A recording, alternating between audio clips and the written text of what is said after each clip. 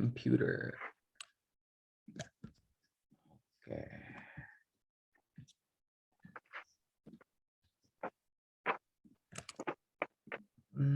Share.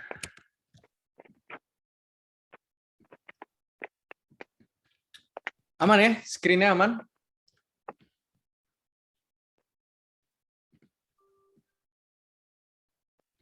Kanuni, aman kan ini screen-nya? Aman. Oke, selamat datang semuanya di workshop Pemuda Nusantara. Dan kali ini di workshop yang kedua, Sinau Bareng Spiritual dan Ajaran Jawa, kita akan mengenali diri sendiri untuk mengenal tatanan alam raya. Dan serunya nanti akan ada juga misterius guest, dan mari kita bersama-sama belajar bersama, tumbuh bersama, dan juga bangkit bersama. Raffi, Oke. aku suruh masuk ya orangnya. Kamu bisa Monggo. ini, bisa terima kan? Bisa. Ini aku bisa multitasking gitu kok, aman. Oke. Nah, daftar isi. Kita bakal ngapain aja sih hari ini? Nanti sebelum kita mulai, kita akan meditasi sebentar, kayak cuman sekitar 5 hingga 7 menit. Kita akan meningkatkan vibrasi dan frekuensi kita sendiri. Dan nanti aku juga akan explain sedikit tentang latar belakang yang sedang terjadi di alam raya, yang berkaitan dengan kebangkitan spiritual. Dan juga nanti yang keempat, kita akan membahas tentang mengenali diri sendiri. Selain itu, ada juga pembahasan tentang hubungan mikrokosmos, jagat alit, jagat kecil, atau diri kita sendiri sebagai manusia, dan juga makrokosmos. Selain itu, kita juga akan membahas tentang bagaimana mengenal diri sendiri itu akan mengenal alam raya. Dan selain itu, yang serunya nanti akan ada kejutan misterius guest. Dan seperti biasa, kita akan sinau bareng atau berdiskusi, belajar bersama. Nah, oke. Kita mulai semedinya bareng-bareng. Coba cari tempat duduk yang paling nyaman untuk kalian.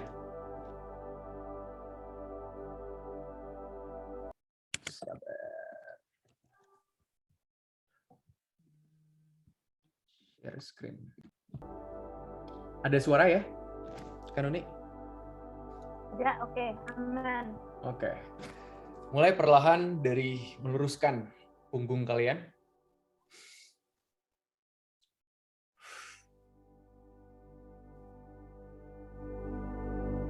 Tarik napas dari hidung. Buang dari mulut.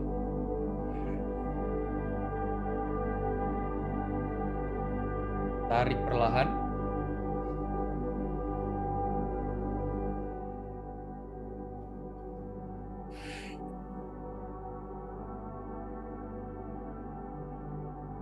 Mulai perhatikan pernapasan kalian.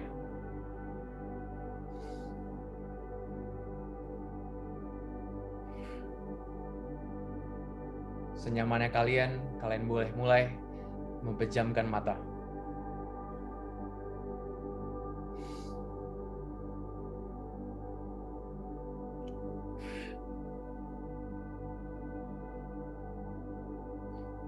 Jadikan pernapasan sebagai guide kalian. Rasakan setiap hembusan. Bagusnya kayaknya masih nemenin anaknya mengerjakan PR. Tadi beliau memberitahu di room.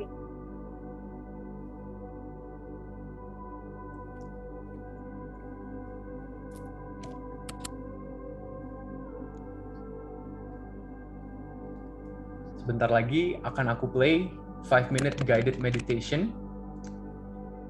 Dan kembali ke pernapasan kalian. 3, 2, 1. Hey there, and thanks for gifting yourself these next few minutes. It's important to remember that you're a priority, and allowing yourself even just a few short minutes of intentional reflection can really have a positive impact on the rest of your day. So let's use these next few minutes to come back to center and set an intention for the rest of your day. Move into a comfortable position, whether you're seated at your desk at work or laying on the couch at home, and gently close your eyes and shift all of your attention onto your breathing, taking slower, deeper breaths than you've taken all day so far. Taking a deep breath in through your nose and slowly letting it out through your mouth. And continuing to breathe that way, feeling your lungs expand out as you inhale and contract back in as you exhale. Tune into your body, noticing how it feels. Noticing if there's anything that it's trying to tell you.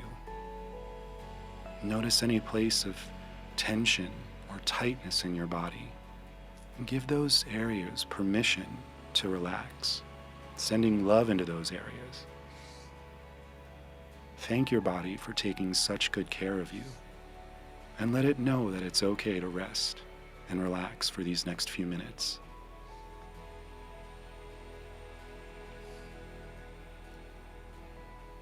You may notice that your mind starts to wander off. That's okay. That's natural. Just notice it and bring your attention back to your body, using your breath as your anchor.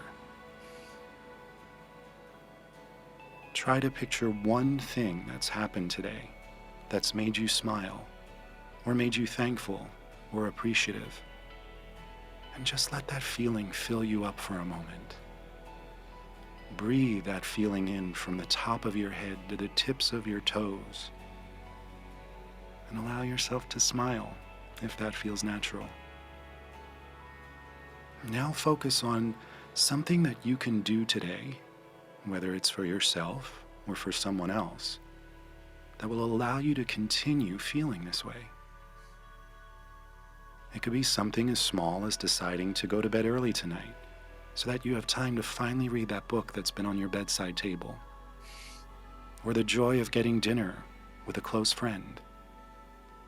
What's one little thing you can plan for your day to bring that intentional joy to it? Now just focus on that for a few minutes.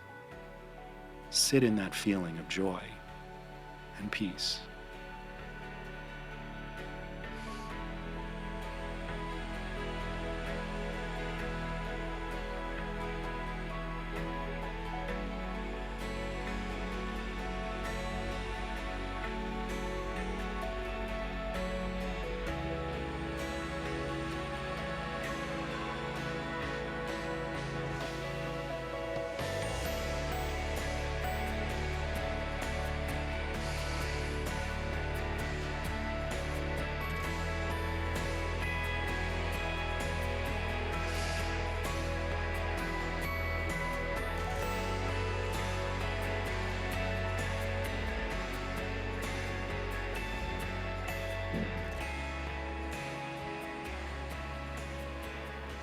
Now let's take a few more deep breaths together.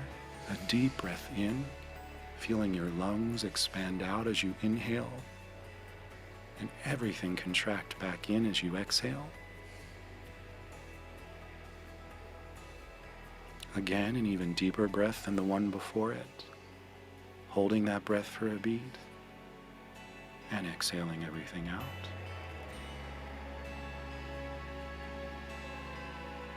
Last time, your deepest breath yet, sending that breath through your entire body. And exhale it out. And in your own time, slowly bring your awareness back to where you are. And thank yourself for taking these few minutes to just be intentional and kind to yourself. And when you're ready, you can gently open your eyes and enjoy the rest of your day.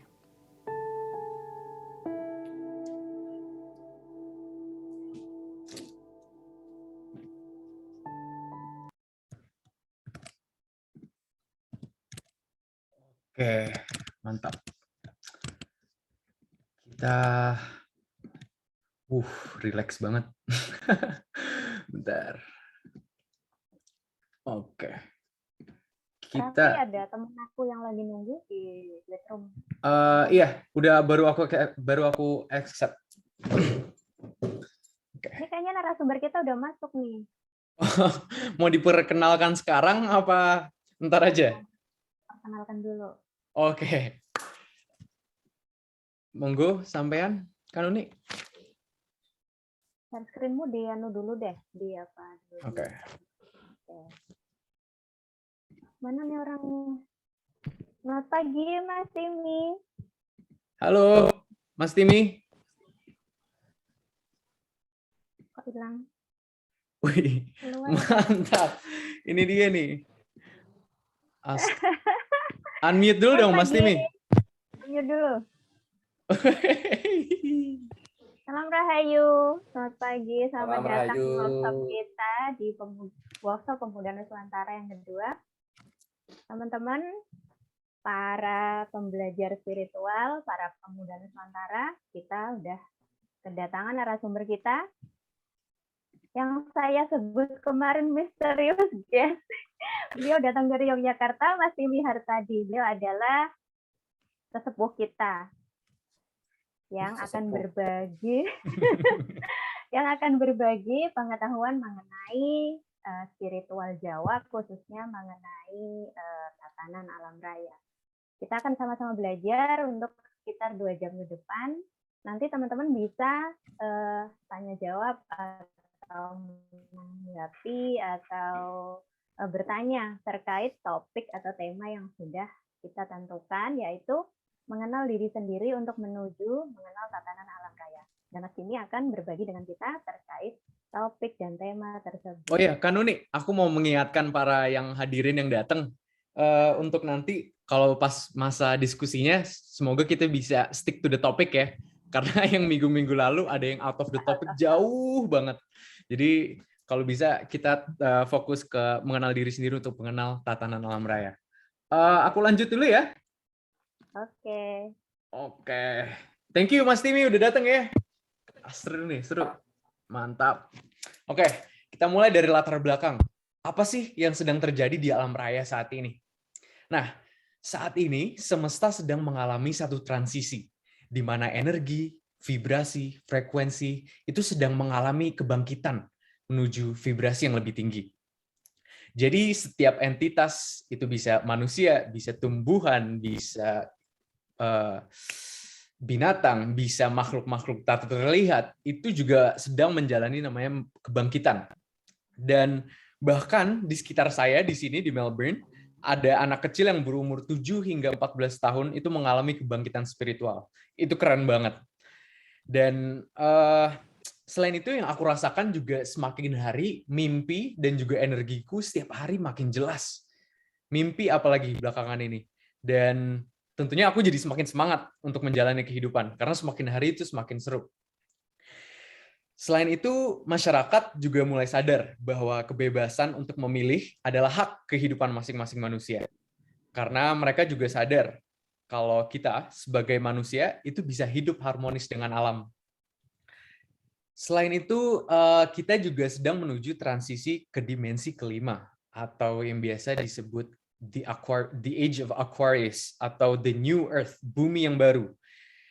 Selain itu dalam kalender Jawa pun kita juga sedang transisi dari zaman dari zaman Kalabendu menuju zaman Kalasuba.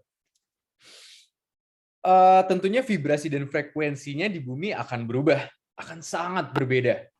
Yang sebelumnya dipenuhi rasa takut, rasa kebohongan, manipulasi, kemelekatan. Di bumi yang baru, kita akan bergetar di frekuensi kedamaian. Kita akan bergetar di frekuensi cinta kasih sayang, gotong royong, dan juga harmonis. Dan kita bisa merasakan itu dari sekarang, dari the eternal present moment, in the now. Oke, seiring jalannya waktu juga akan ada kebangkitan spiritual secara massal. Di Melbourne pun juga banyak banget yang demo lah, banyak yang bangun spiritnya, semangatnya, dan emang itu yang sedang terjadi. Kita secara kolektif itu lagi mengalami namanya kebangkitan spiritual. Alam raya tentunya hanya akan memfasilitasi, dan alam itu memberikan kita tawaran. Di antara kalian mau mengambil kesempatan ini untuk meningkatkan kesadaran kalian, atau kalian akan tetap tinggal di energi yang lama. Kebenarannya adalah ini semua itu pilihan. kita sebagai manusia diberikan kehendak bebas untuk memilih jalan kehidupan oleh Tuhan. Dan satu hal yang aku tahu pasti, siapa yang bisa selaras dengan frekuensi semesta, ia akan benar-benar merasakan kehidupan dan dapat menjadi pencipta realita yang mereka inginkan. Dan sebaliknya, yang tidak selaras itu akan tergilas dan juga terdaur ulang satu persatu. Mungkin Kak Nuni mau nambahin dikit nih tentang kebangkitan spiritual secara massal. Apa yang kamu rasakan belakangan ini? Mimpi kamu mulai makin aneh kah atau apa? Monggo. Ya, kalau dari saya sendiri ya, teman-teman, itu sejak beberapa tahun yang lalu, seperti apa yang diungkapkan Raffi. Jadi untuk kebangkitan spiritual itu kita akan merasa berbeda. Kita akan mulai mempertanyakan, masa sih hidup cuma gini-gini doang gitu kan? Masa sih cuman kerja, tidur, cari duit? Emang nggak ada yang lain selain ini gitu. Terus ternyata sekarang kita menyaksikan ya teman-teman kita seperti yang diceritakan Raffi juga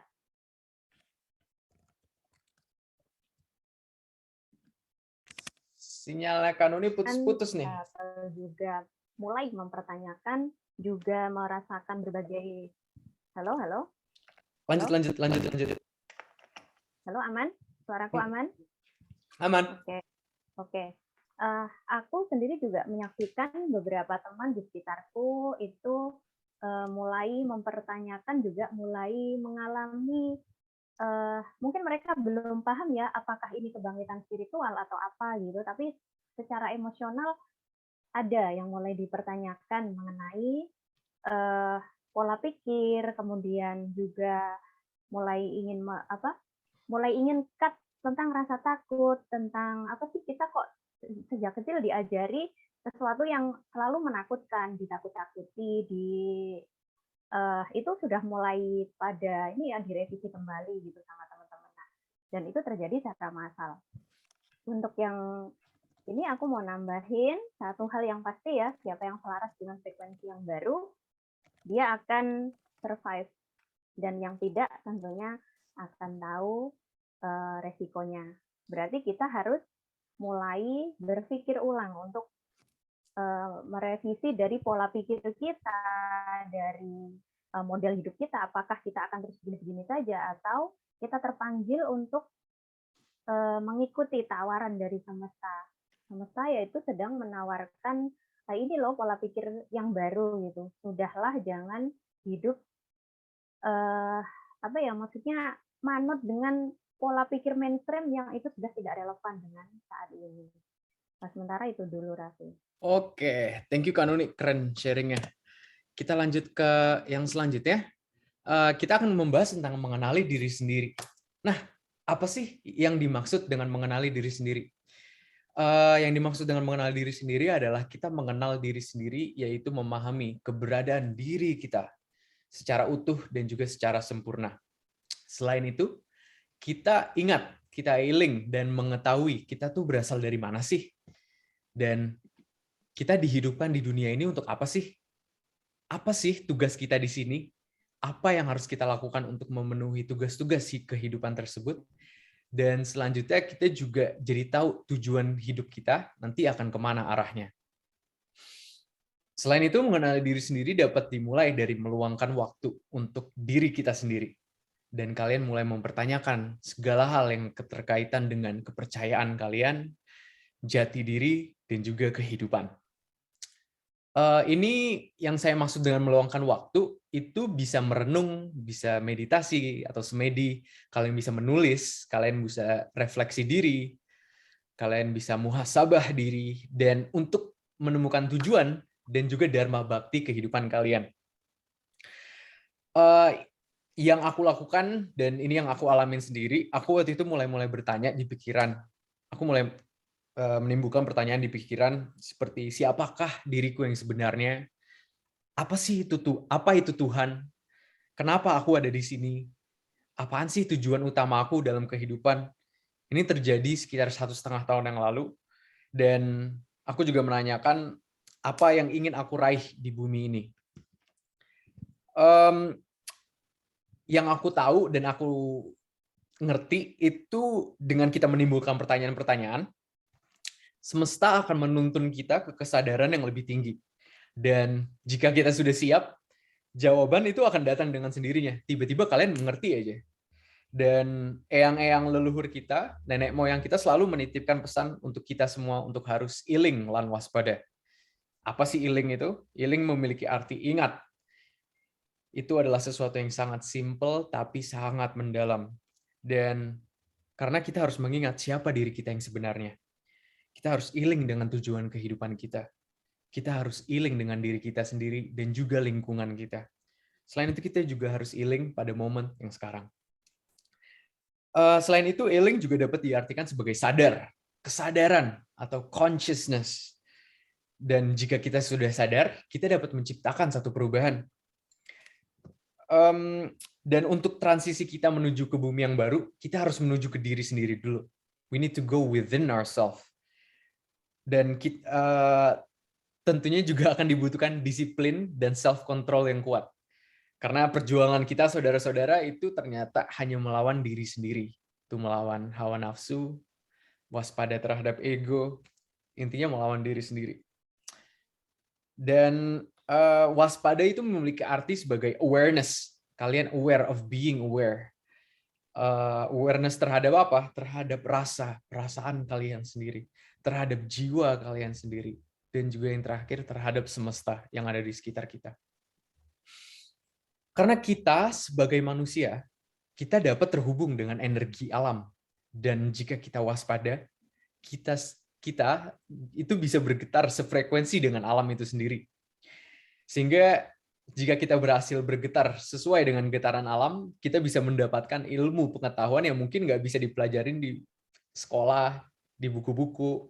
Tiba-tiba kita ngerti aja, kita paham. Dan itu adalah pengetahuan yang sejati, yaitu dari semesta sendiri.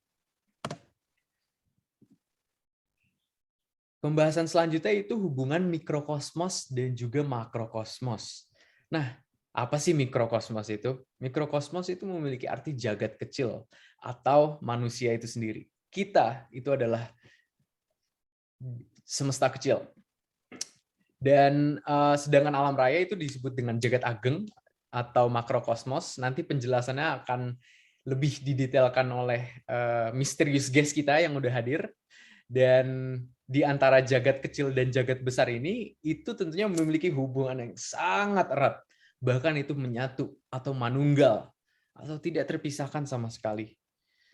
Selain itu, ini juga udah disebutkan di berbagai pelajaran spiritual di dunia. Bahwa ternyata unsur-unsur elemen yang membentuk jagat kecil atau diri manusia, itu sama persis dengan unsur-unsur pembentuk alam raya. We are all stardust. We are all rock stars. We are all divine. Kita semua memiliki percikan Sang Pencipta di dalam diri kita. Dan hingga ada sebuah pemahaman di mana diri manusia itu adalah miniatur dari alam semesta. Elemen-elemen ini bisa berbentuk api, tanah, air, angin, api, ether, dan juga kehidupan itu sendiri atau sang urip itu sendiri yang sudah ada di dalam diri kita. Karena di setiap manusia itu ada semesta kecil yang mungkin belum kita sadari sampai saat ini. Dan yang bisa kita lakukan adalah mengenali diri kita sendiri untuk menuju ke diri kita yang sebenarnya. Jika kita sudah healing, jika kita sudah waspada bahwa diri kita adalah bagian dari semesta, kita mulai paham tentang cara semesta itu bekerja, kita mulai sadar kita itu tidak terpisahkan dengan semesta. Kita juga bakal mulai dituntun sama semesta menuju ke kesadaran yang lebih tinggi. Karena satu kebenarannya adalah semesta yang ada di luar diri kita adalah pencerminan dari apa yang ada di dalam diri kita sendiri. Jika kita sudah bisa mengolah cipta, mengolah pikiran, mengolah rasa, dan mengolah raga, dan mengolah jiwa, kita bisa bergetar dalam frekuensi semesta yang tentunya bersifat harmonis. Selain itu juga poin yang terakhir yang aku ingin sampaikan, jika kita, waduh, suara apa itu? Kanuni, aku mute bentar ya, suara kamu feedback nih. Nah, jika kita berhasil melakukan perubahan dalam diri kita, itu seluruh realita itu akan berubah. Itu yang aku alami di sini, dan itu sesuatu yang sangat indah. Yang aku rasakan, semesta itu benar-benar ngobrol sama aku setiap saat. Dan alam itu ngobrol sama aku dengan bahasa frekuensi. Dan ini juga yang benar-benar aku alamin dan aku rasakan. Ini aku amazed banget. Karena keren banget deh kalau udah bisa sefrekuensi. Dan jika kita mengenali mikrokosmos dan seluruh penjuru jagat kecil atau semesta di dalam diri, kita akan mengenal makrokosmos atau lingkungan sekitar alam raya. Nah, kenapa mengenali diri sendiri itu kita akan otomatis mengenali alam raya? Karena pengenalan terhadap diri itu akan membawa kita sebagai manusia untuk mengenal alam semesta itu sendiri. Kita semua itu semesta.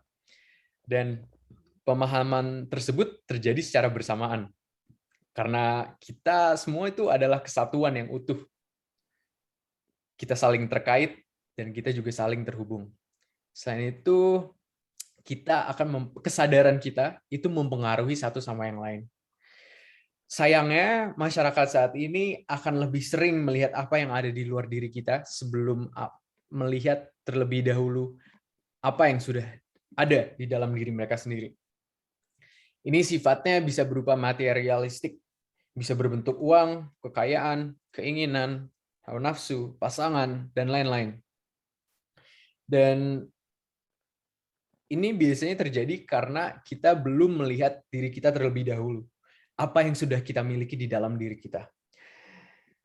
Karena tidak hanya kita semua tidak hanya memiliki tubuh fisik ini. Seperti yang ini Kak Nuni nulis juga, dia merasa dia memiliki tubuh dimensi lainnya. Setiap manusia memiliki tubuh wujud spirit, ether, tubuh emosional, tubuh mental, tubuh mimpi, tubuh energi, dan masih banyak lapisan yang lainnya. Dan jika kita tidak sadar dan waspada akan kebenaran ini, kita hanya akan mengikuti arus pola pikir yang beredar saat ini. Dan niat aku di sini menciptakan workshop ini dan juga Kak Nuni itu untuk mengajak kalian untuk melihat dulu di dalam diri sebelum melihat apa yang ada di luar kita. Aku juga ingin membangkitkan spirit dan semangat kita sebagai penerus bangsa pada nantinya. Karena orang-orang yang telah mengenal semesta dan mengetahui rahasia dirinya, dia akan dituntun untuk mengenal dan memahami alam semesta. Maka pengenalan terhadap diri sendiri itu juga akan membawa manusia untuk mengenal alam semesta. Sekarang kita lanjut ke topik. Nah, ini dia kan Nuni, yang ditunggu-tunggu. Om Timi, monggo, silakan Mas.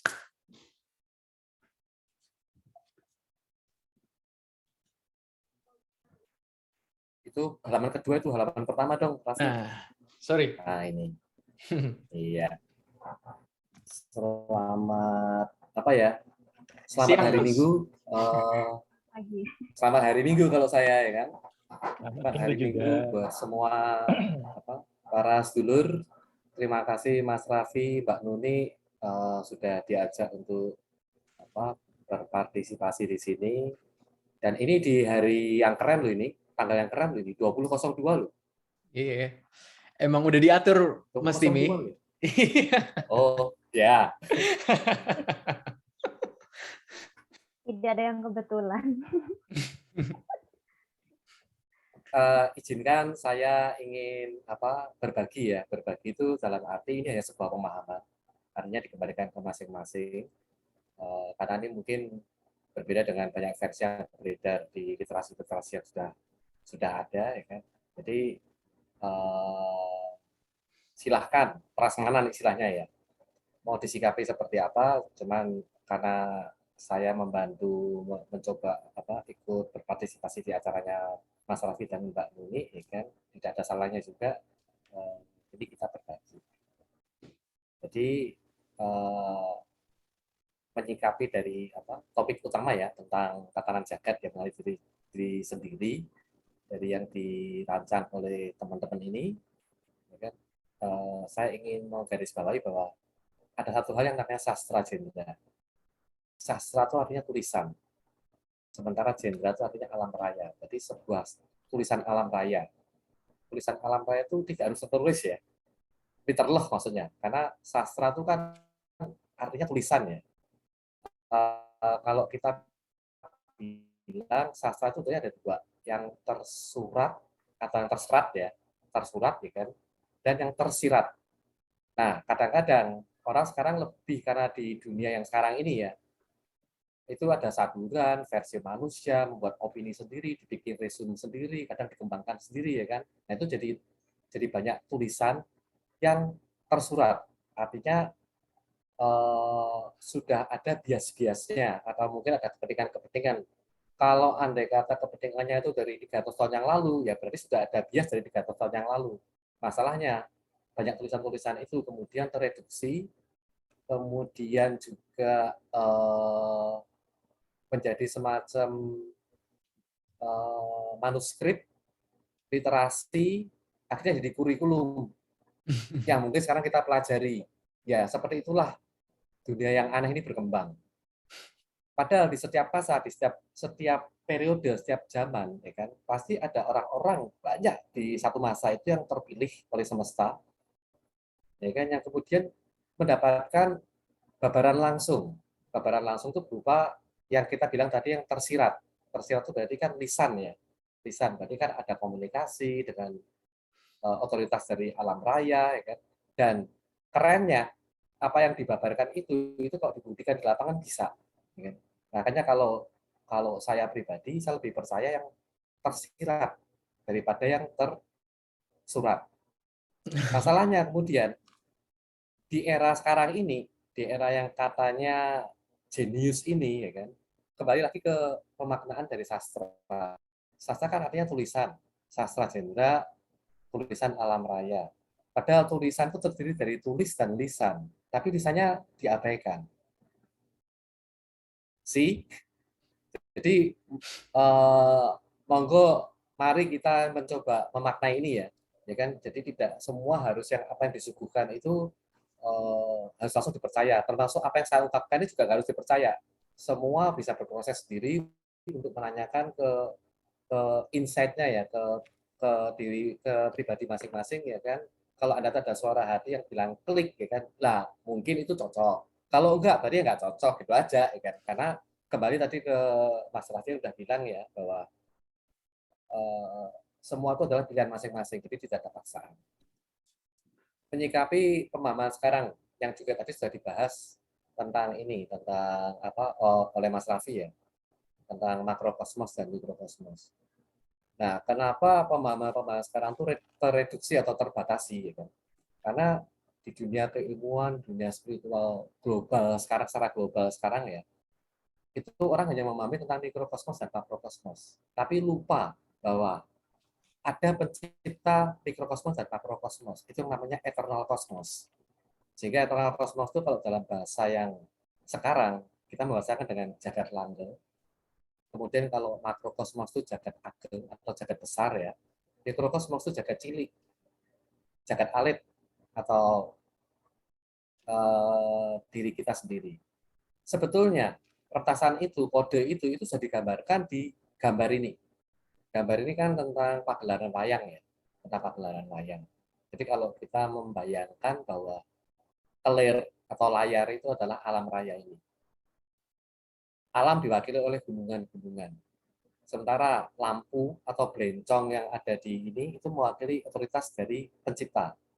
Di dalam sastra Jendra kita menyebut otoritas eternal kosmos itu adalah kayangan atau para kedewatan atau dewa-dewa ya. Terus sang dalang itu adalah perwakilan dari otoritas dari jagat langgeng. Kita, jadi kelir termasuk gunungan itu adalah jagat agengnya, kita itu hanya wayangnya.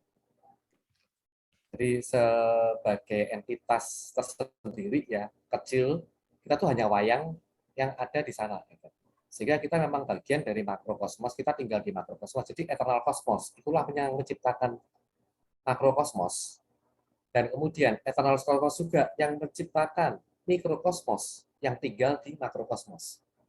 Nah, ini semua terkait. Kita nggak bisa mengabaikan eternal kosmos atau jagat langgeng ini. Karena semua diawasi. Kita semua dalam pengawasan. Artinya yaitu yang kita selalu berucap ya, kalau kadang-kadang kita bersinggungan ya kan, tidak di sini tidak ada serta kebetulan. Semua by design. Jadi kalau kita sebagai wayang seharusnya kembali ke tadi yang Mas Raffi bilang tentang pilihan hidup. Pilihan kita mau ada di mana? Kita menjadi wayang yang hanya ada di samping atau istilahnya simpingan yang tidak pernah dimainkan, hanya sebagai simbol. Kita ada di sebagai wayang yang ada di dalam kotak kedua yang bahkan tidak pernah dikeluarkan dari kotak. Kita mau jadi wayang yang ada dalam kotak, dimainkan langsung di lengser lagi, atau mau kita menjadi tokoh wayang yang dilakonkan tapi dengan lakon yang baik. Itu termasuk itu semua adalah pilihan kita ya. Jadi tidak yang instan, semua harus ada proses. Itu awalannya ya. Nah, di dalam sastra genre itu terbagi menjadi dua hal ya, ada tantra pagelaran dan tantu pagelaran. Lanjut slide berikutnya, Mas Raffi.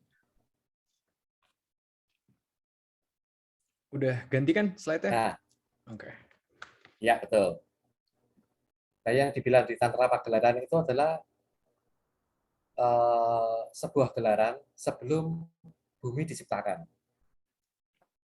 Artinya ini justru ada segala kisah awalnya hierarki yang dibilang di jagat langgeng atau di eternal kosmos. Jadi kalau kita bilang eternal kosmos itu adalah tempat jagat langgeng itu kan eternal artinya abadi ya. Artinya semua yang ada di sana ya abadi. Bahkan sampai sekarang yang namanya abadi jangan diabaikan.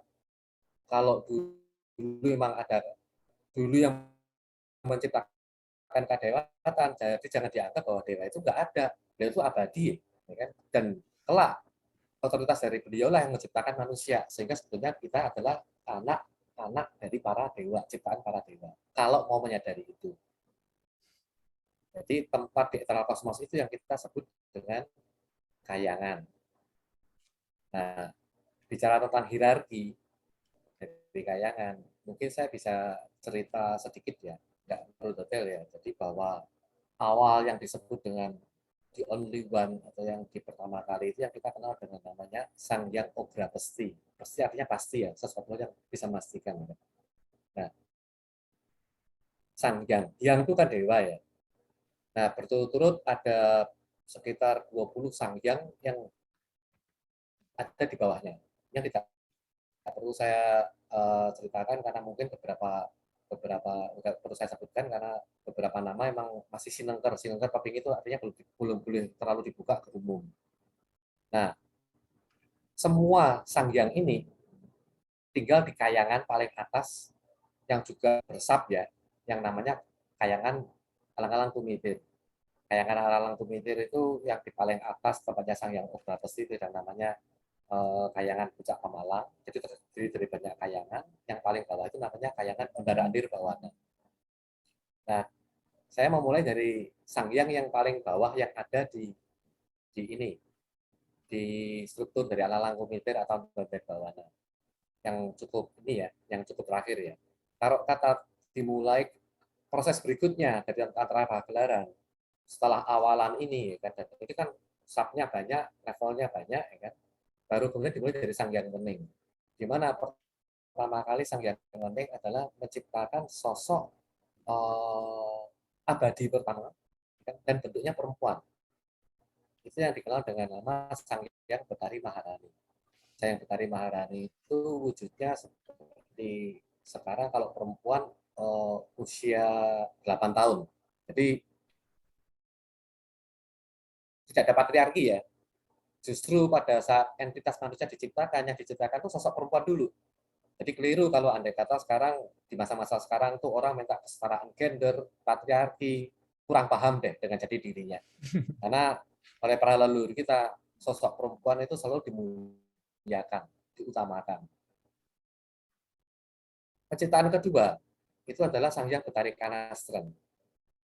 Sosok beliau adalah sosok betari, jadi di bawah Sang Hyang ini ada awal para betara-betari, jadi ada level di bawah para Sang Hyang pencipta itu adalah para betara-betari. Wujud abadi dari Sang Hyang Betari Kanastren adalah masih perempuan dan berusia sekitar 17 tahun. Baru kemudian diciptakanlah tiga yang lain, bentuknya apa, sosoknya putra, yang diciptakan ketiga kali adalah yang bernama dengan Sang Hyang Betara Antiga. Wujud abadi beliau itu adalah wujud laki-laki, usia 8 tahun, kemudian yang keempat atau berikutnya setelah Sang Hyang Betara Antiga adalah Sang Hyang Betara Ismaya, yang wujud abadinya adalah sosok laki-laki usia 17 tahun, sangat ganteng, jadi leranan yang jagat asli itu adalah dari Betara Ismaya, dan yang bungsu itu adalah Sang Hyang Betara Manikmaya. Wujudnya sosok laki-laki, wujudnya wujud dewasa. Jadi kalau kita melihat wiwitan itu kan di awal dari tidak ada menjadi seperti kita sekarang ini ya, dari kecil, dari apa, dari apa, dari apa. Jadi kita harusnya paham ya, wujud Cahya Waning itu seperti apa wujudnya. Karena dari tidak ada menjadi ada, ya kan. Itu yang kenapa mengulangi dari pernyataan Raffi tadi bahwa jagat alit kita itu tidak lepas dari proses penciptaan semesta. Nah, kelak Sang Hyang Betara Antiga itu yang kalau dalam wujud pamong, ingat ya, wujud pamong itu berarti kan yang langsung mengemong manusia, karena manusia itu ciptaan para kadewata. Itu yang kita kenal dengan nama Eyang Semar. Wujud Betara Antiga itu yang kita kenal dengan nama Eyang Kogok, atau kalau dalam profesi atau jangka sekarang yang disebut dengan Eyang Sabdo Talon. Sementara Betara Ismaya itu adalah, kalau dalam wujud pamong itu adalah Eyang Semar, atau kalau dalam profesi atau jangka sekarang itu ya kita kenal dengan yang Genggong. Sementara pada masa itu, pada masa berikutnya ya, masih di Tantu Pagelaran, tapi di masa-masa menjelang Tantu Pagelaran, ya kan, Sang Hyang Betara Manikmaya yang ragil itu yang kemudian ditunjuk di alam raya, di alam langgeng atau di jagat abadi menjadi Sang Hyang Betara Guru, artinya yang mengelola tiga dunia, tentunya di bawah pengawasan di atas atas ya, termasuk kakak-kakaknya ini. Jadi Betara Guru itu yang disebut dengan kayangan Jonggiri Salata, kalau di wayang dikenal, dan fungsinya tak lebih dan tak bukan adalah sebagai semacam, kalau perusahaan itu CEO jagat. Jadi tetap ada otoritas di atasnya. Sehingga kalau andai kata sang CEO ini juga salah, pasti harus dihukum dan ditegur. Nah, kembali ke penciptaan berikutnya ya. Kehidupan berikutnya, kalau di Tantra Pagelaran atau di alam langgeng, itu dimulai dari berpasangannya Sang Hyang Betari Kanastren dengan Betara Ismaya, dan kemudian Betara Manikmaya dengan Betari Kuma yang diciptakan kemudian karena permintaan dari Betara Manikmaya dari Sang Hyang Waning untuk diciptakan pasangan hidupnya, makanya diciptakanlah Sang Hyang Betari Kuma. Nah, kehidupan itu berikutnya rutnya dari situ, sehingga kemudian muncullah nama Betara-Betari seperti putra-putrinya dari Betara Ismaya dengan Betari Kanastren. Itu kita kenal yang namanya putra sulung adalah Betara Indra, ada Betara Wungkuam, ada Betara Surya, Betara Brahma, Betara Wisnu, Betara Kamajaya, dan lain-lain ya, banyak sekali. Dan seterusnya. Nah, semua Betara-Betari ini mempunyai kayangannya. Jadi kayangannya ada di bawah, ini kita bicara tentang hierarki ya. Jadi di bawah kayangan dari para pencipta di awal itu ada banyak kayangan yang kita sebut dengan kayangannya para Betara-Betari. Nah, para Betara-Betari ini kemudian diciptakan pasangannya oleh Sang Hyang Waning, mereka berpasangan dan mempunyai keturunan. Itu yang dikenal dengan Sang Hyang Dewa Dewi. Sang Hyang Dewa Dewi itu tatarannya ada di bawah Betara-Betari.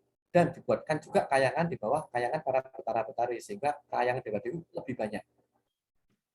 Berikutnya, Sang Hyang Dewa Dewi berpasangan atau sebagai dijalankan pasangan oleh Sang Hyang Waning, dan mereka mempunyai keturunan yang disebut para widadara-widadari. Dan widadari itu dikenal bukan Sanghyang, tapi Danghyang. Nah, Danghyang widadari ini, itu kayangannya juga punya kayangan, dan kayangannya pasti lebih banyak dari kayangan Dewa-Dewi, dan ada di bawah kayangan Dewa-Dewi. Berikutnya juga para widadari kemudian berpasangan atau disediakan pasangannya, mereka punya keturunan yang disebut dengan Danghyang Dorandoro-Dorandari. Mereka jumlahnya jelas lebih banyak dari para widadari, dan kayangannya ada di bawah kayangan para widadari. Berikutnya, para Dorandoro-Dorandari itu berpasangan atau diciptakan pasangannya oleh Sang Hyang Wening, dan mereka mempunyai keturunan yang namanya para Hapsara-Hapsari. Jadi para Hapsara-Hapsari ini jumlahnya lebih banyak dan punya kayangannya masing-masing yang ada di kayangannya Dorandoro-Dorandari. Jadi jangan dibilang bahwa kayangan itu hanya satu, dewa itu hanya satu, unlimited, karena segitu banyaknya, dan mereka semua kelasnya adalah kelas abadi, bukan manusia, dan mereka kelasnya adalah pengelola alam raya ini. Karena ini awalnya kan mereka ada di ini ya, ada di mana? Ada di Jagat Langgeng ini. Baru kemudian berikutnya dalam proses penciptaan berikutnya, karena harus membuat alam raya lain, kemudian diperintahkan oleh Sang Hyang Wening untuk membuat garis batas. Garis batas itu yang kemudian dengan ada sebuah pintu gerbang, kalau di dunia wayang ini dikenal nih, ya kan? Yang namanya Sela Matangkep. Sela Matangkep itu berarti ada semacam kayak gerbang berbentuk selo itu batu, tapi yang menyatu. Jadi inilah batas paling bawah dari Jagat Langgeng. Artinya siapapun yang memasuki ke situ itu harus mengenal salah satu dari yang ada di Jagat Langgeng, dan melewati gerbang itu harus melalui otoritas dari penjaganya. Penjaganya itu yang disebut dengan Cingkara Bala dan Bala Upata. Itu mungkin di wayang juga, di pagelaran wayang kulit itu sering juga dilakukan, diadakan juga. Ya kira-kira begitu ya. Jadi kembali yang mau saya tegaskan bahwa tadi bilang bahwa kayang itu hanya ada satu, kayang itu banyak sekali, hierarkinya itu juga sangat ini unlimited, termasuk para pencipta itu juga sangat banyak. Berikutnya lanjut aja, Raffi. Oke. Slide 3 ya. Di dalam Sasa Cendra, selain Tantra Pagelaran kan juga dikenal sebagai Tantu Pagelaran. Tantu Pagelaran itu maksudnya adalah semacam babaran pada saat bumi sudah tercipta. Nah, between that, jadi di antara itu adalah kesepakatan dari konsensus dari Sang Hyang Wening di bawah para dewa lain, bahwa alam raya itu diciptakan ada seketi punjul siji, kalau bahasa Jawanya, seketi punjul siji itu sejuta lebih satu jagat wilangan. Jagat wilangan itu istilah bahasa Sanskerta ya. Kalau di bahasa kita, jagat wilangan itu kalau di ilmuwan, disainskan itu sama dengan galaksi. Kebayang ya, kita bumi aja itu eksplor nggak selesai-selesai ya. Kita dari satu solar system, kita hanya bagian dari satu solar system, tata surya, dan tata surya kita bagian dari sebuah galaksi yang terdiri dari banyak, entah ratusan, entah ribuan solar system. Itu baru satu galaksi yang disebut dengan Bima Sakti. Padahal jumlah galaksi itu ada seketi punjul siji, dan semua ada kehidupannya. Wih. Nah, kehidupan itu yang mungkin kalau bahasa sekarang dengan bahasa nggak paham, itu yang mungkin dibilang alam kajiman. Alam kajiman itu alam yang nggak terlihat, karena beda dengan alam dengan kita. Masalahnya kemudian, Sang Hyang Wening ingin menciptakan satu tempat, di mana tempat itu, ini kalau kita ngomong alam raya gelar ya, tempat itu adalah diciptakan yang namanya spesies unggulan para dewa, sehingga akhirnya spesies itu nanti akan bisa seperti dewa. Itu yang kemudian dinamakan kita atau manusia, kalau kita sadar. Wih.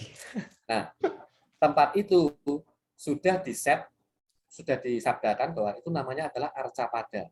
Atau kalau bahasa Sanskerta ya, atau kalau sekarang kita kenal dengan nama bumi. Jadi awalnya pada saat Sang Hyang Wening memerintahkan untuk mulai alam raya digelar, diutuslah Betara Ismaya dengan 8 putra-putrinya. Betara Ismaya mengajak Betara Indra, Betara Brahma, kemudian ada Betara Surya, ada Betara Bayu, ada Betari Ratih, ada Betara Baruna, Betara Hananta Boga, dan Betara Wisnu, ya kan? Untuk mulai menggelar alam raya. Pertama kali yang diciptakan oleh Betara Ismaya pada saat keluar dari Selomatangkep itu adalah membuat banyak bintang-bintang. Bintang-bintang berarti ada kehidupannya katanya ya. Bintang-bintang itu makanya Sang Hyang Betara Ismaya juga dikenal dengan nama lain Sang Hyang Betara Kartika. Makanya kita kenal bahwa bintang itu juga nama sang sekertanya itu Kartika.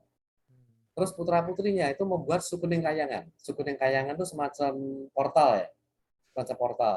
Jadi satu contoh gini, Betara Surya, itu kan tadi kayangannya kalau saya kisahkan kan ada di awal ya, di atas ya, kayangannya para betara-betari. Kayangan Betara Surya itu namanya kayangan Eka Cakra. Nah, di alam raya, beliau menciptakan yang namanya matahari. Jadi matahari itu ciptaan, buatan yang kita sebetulnya. Artinya gini, seluruh penghuni dari kayangan Eka Cakra itu kalau mau ke alam raya, itu tidak perlu melalui kayangan-kayangan di bawahnya.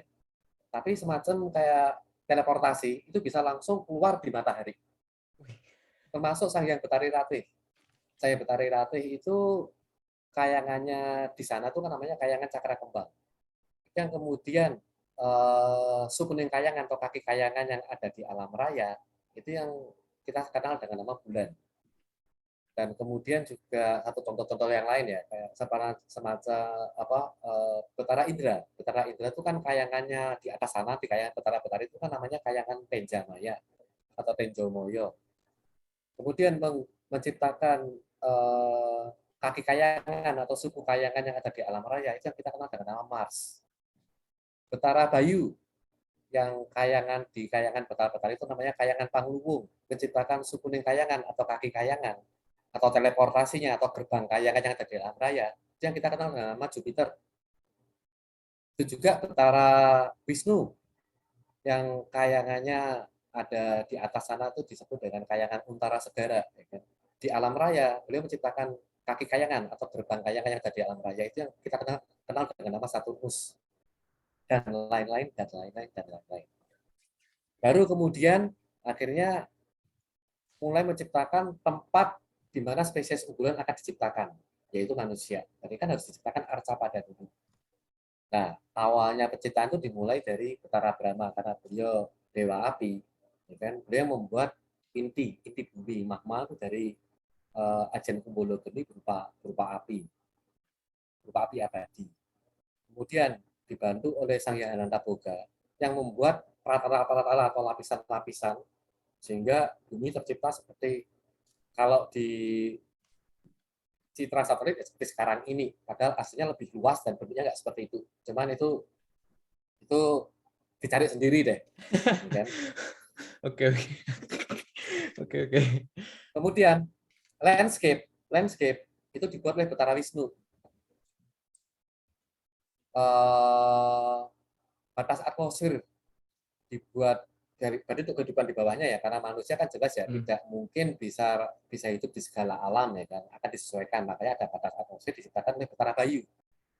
Karena waktu itu bumi awal masih panas, belum dipasak ya, belum dijangkar waktu itu pada saat awal kemudian ya kan, karena waktu itu masih sangat panas karena awal penciptaan, makanya kemudian Betara Indra membuat hujan rintik-rintik sehingga bumi nggak panas. Baru kemudian Betara Baruna menciptakan lautan sehingga sempurna, terjadilah ada daratan dan samudera.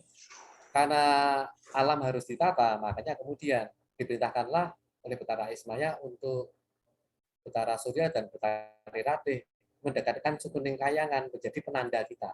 12 jam, makanya matahari didekatkan, bulan didekatkan, sehingga inilah yang menjadi patokan dari kehidupan kita. Sehingga kita punya masa untuk beristirahat atau masa untuk tenang dan kemudian merasakan energi berikutnya. Itu semua ada penjelasannya. Jadi tidak seolah-olah ada gitu aja, karena kalau di tantra di sastra Jawa semua itu bisa dijelaskan. Kira-kira begitu ya.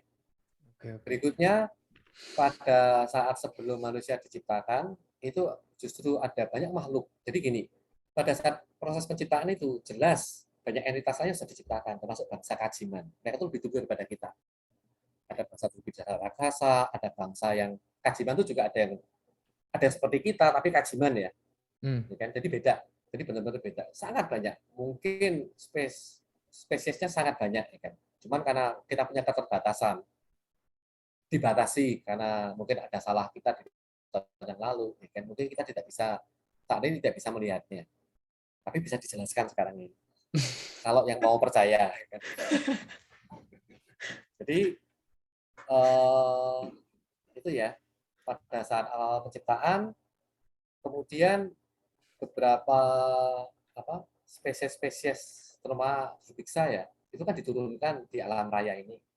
Tapi karena Durviksa itu awalnya pada saat diciptakan itu kan mereka dari eksperimen ya, artinya kan mereka tidak punya logika, tidak punya tata krama mungkin. Sehingga pada saat mereka pada itu yang terjadi adalah mereka saling serang, ingin mengehai wilayah masing-masing. Itulah kemudian oleh Sang Hyang Wingking dan para petani, mereka kemudian membuat semacam pengadaan sistem baru bahwa Arsapada ini sebelum manusia diciptakan ya itu harus ditata. Artinya seluruh struktur yang ada di Kayangan, terutama di bawah para Sanghyang, di bawah Kemanghyang ini, harus punya kantor di Arsapada. Yang kita bilang, andai kata gini, kayak tadi yang paling bawah itu kan para Hapsara-Hapsari ya. Jadi para Hapsara-Hapsari itu punya Kayangan di atas, tapi punya wilayah pengawasan. Itu yang sekarang kita sebut dengan satu Karangpadesan. Jadi sistem pemerintahan kita atau sistem administrasi kita sebetulnya meniru dari instalan yang awal diciptakan di Arsapada bahkan sebelum manusia diciptakan. Di mana tiap satu luasan Karangpadesan itu ya kan atau satu pedangyangan ya kan, itu akan dipimpin oleh pedangyangan induk. Kalau pedangyangan induk itu sekarang tuh kelasnya dengan satu panewu atau satu kecamatan. Itu yang dipimpin oleh satu dorandora atau satu dorandari. Kira-kira begitu. Nanti kumpulan dari ini akan dipimpin oleh yang di atasnya lagi, yang disebut dengan satu kabupaten. Itu yang dipimpin langsung oleh para widodoro atau widodari. Biasanya widodoro-widodari itu yang berada di puncak-puncak gunung. Nah, mereka yang akan jangan dikeliru, mereka tinggalnya di situ. Enggak, itu hanya kantor dinas dan punya struktur yang sangat banyak yang melibatkan banyak kepunden, banyak apa, banyak leluhur juga banyak dilibatkan, ya kan? Tapi beliau ini aslinya punya kayangan di atas, ya kan? Di mana kemudian bertanggung jawab juga kepada masing-masing widodari bertanggung jawab kepada satu dewa atau satu dewi. Satu dewa atau satu dewi itu kalau sekarang ini mungkin sama dengan penguasaan di satu provinsi. Kalau dulu satu kerajaan yang menginduk atau satu kadipaten. Kira-kira begitu. Baru kemudian mereka bertanggung jawab juga kepada betara-betara yang dituju. Karena betara-betara itu juga lebih luas skopnya, karena mereka juga hanya tidak hanya mengurusi Arsapada ini, karena juga beliau-beliau itu mengurusi galaksi yang lain juga. Jadi kalau kita tuh rewel, sedikit-sedikit nyebut beliau-beliau itu kan kita sangat nggak sopan ya. Kan? Urusin alam raya kok maunya hanya dengerin curhat kita ya kan. Jadi itu tujuannya adalah apa? Karena para hapsari atau para dangyang ini sebelum kemudian sekarang ini digeser ya di pemahaman sekarang ya, sehingga dianggap tidak ada itu ya. Kan? Jadi kan sebetulnya pada saat dianggap tidak ada di era-era peradaban sebelumnya atau generasi sebelumnya ini mungkin para manusia itu mengusir orang tuanya sendiri. Karena kan mereka dari bagian dari penciptaan ini. Kira-kira gitu ya. Sorry, Mas Timi. Baru kemudian, ya. Mau nanya, berarti kalau kita semisal kita pengen berkomunikasi, nggak harus langsung nanya ke yang paling atas gitu ya, Mas ya? Nah, Berarti itu yang saya tanyanya mau bilang tadi. Oh, oke. Ya, kalau kita belum mengenal beliau, kita nggak ada salahnya kita menyebut para dangyang. Oh, Kaki dangyang, nini tadi ya? dangyang. Iya. Karena apa? Beliau itu perhatian dari otoritas pencipta. Semacam begini ya. Kalau andai kata, kalau saya di Jogja ya, kebetulan saya itu naik motor. Terus pas naik motor itu mendadak saya kena rahasia mendadak yang diam-diam masuk jembatan.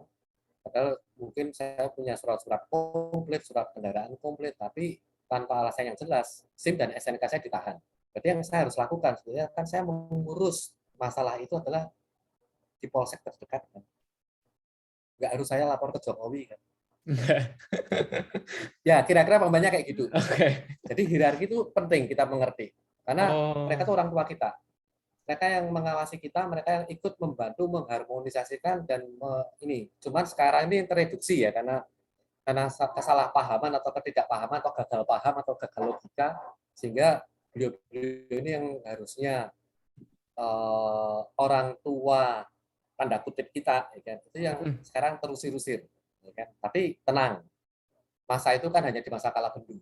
Masa kala bendu itu kan masa hukuman ya. hukuman. Bentar Iya. lagi kalau kita masuk ke kala subah ya kan, itu semua akan dikembalikan lagi ke tatanannya karena kala subah itu artinya masa pujian.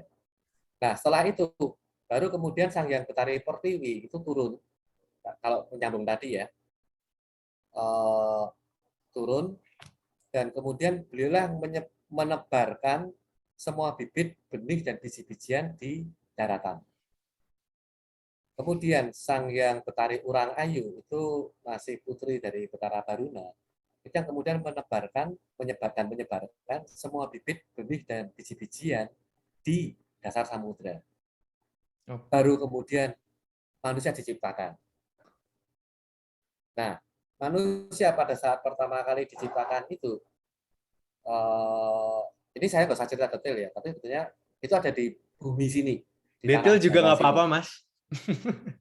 Nanti takutnya yang lain-lainnya nggak ini. Kan? Oh iya, iya. Lanjut. Intinya, prototipe itu kan dibuat dari tanah, prototipe ya kan? Prototipe. Dan terakhir kali yang membuat prototipe seperti sekarang ini adalah yang seperti manusia sekarang ini adalah yang dibuat oleh Betara Wisnu. Sehingga kemudian di-lock oleh tadi ya Betara-betari yang turun untuk menciptakan jagat, tapi juga harus menciptakan manusia, sehingga kemudian di-lock untuk kemudian ini, sehingga kemudian betara-betari yang lain itu kemudian menciptakan sistem yang ada di manusia seperti sekarang ini, sesuai dengan apa yang ada di Kadewatan. Jadi nggak seolah-olah ya kenapa kita dari sepermilimikron kama atau sperma kalau pada saat awal pembuahan itu kok mendadak kita punya tulang, punya apa itu ada asal usulnya. Makanya kenapa kalau di setiap masa ya ada satu sosok manusia yang kemudian itu menjadi pimpinan Narendra atau mendapat wahyu. Mereka selalu mendapatkan wahyu Hasta Brata.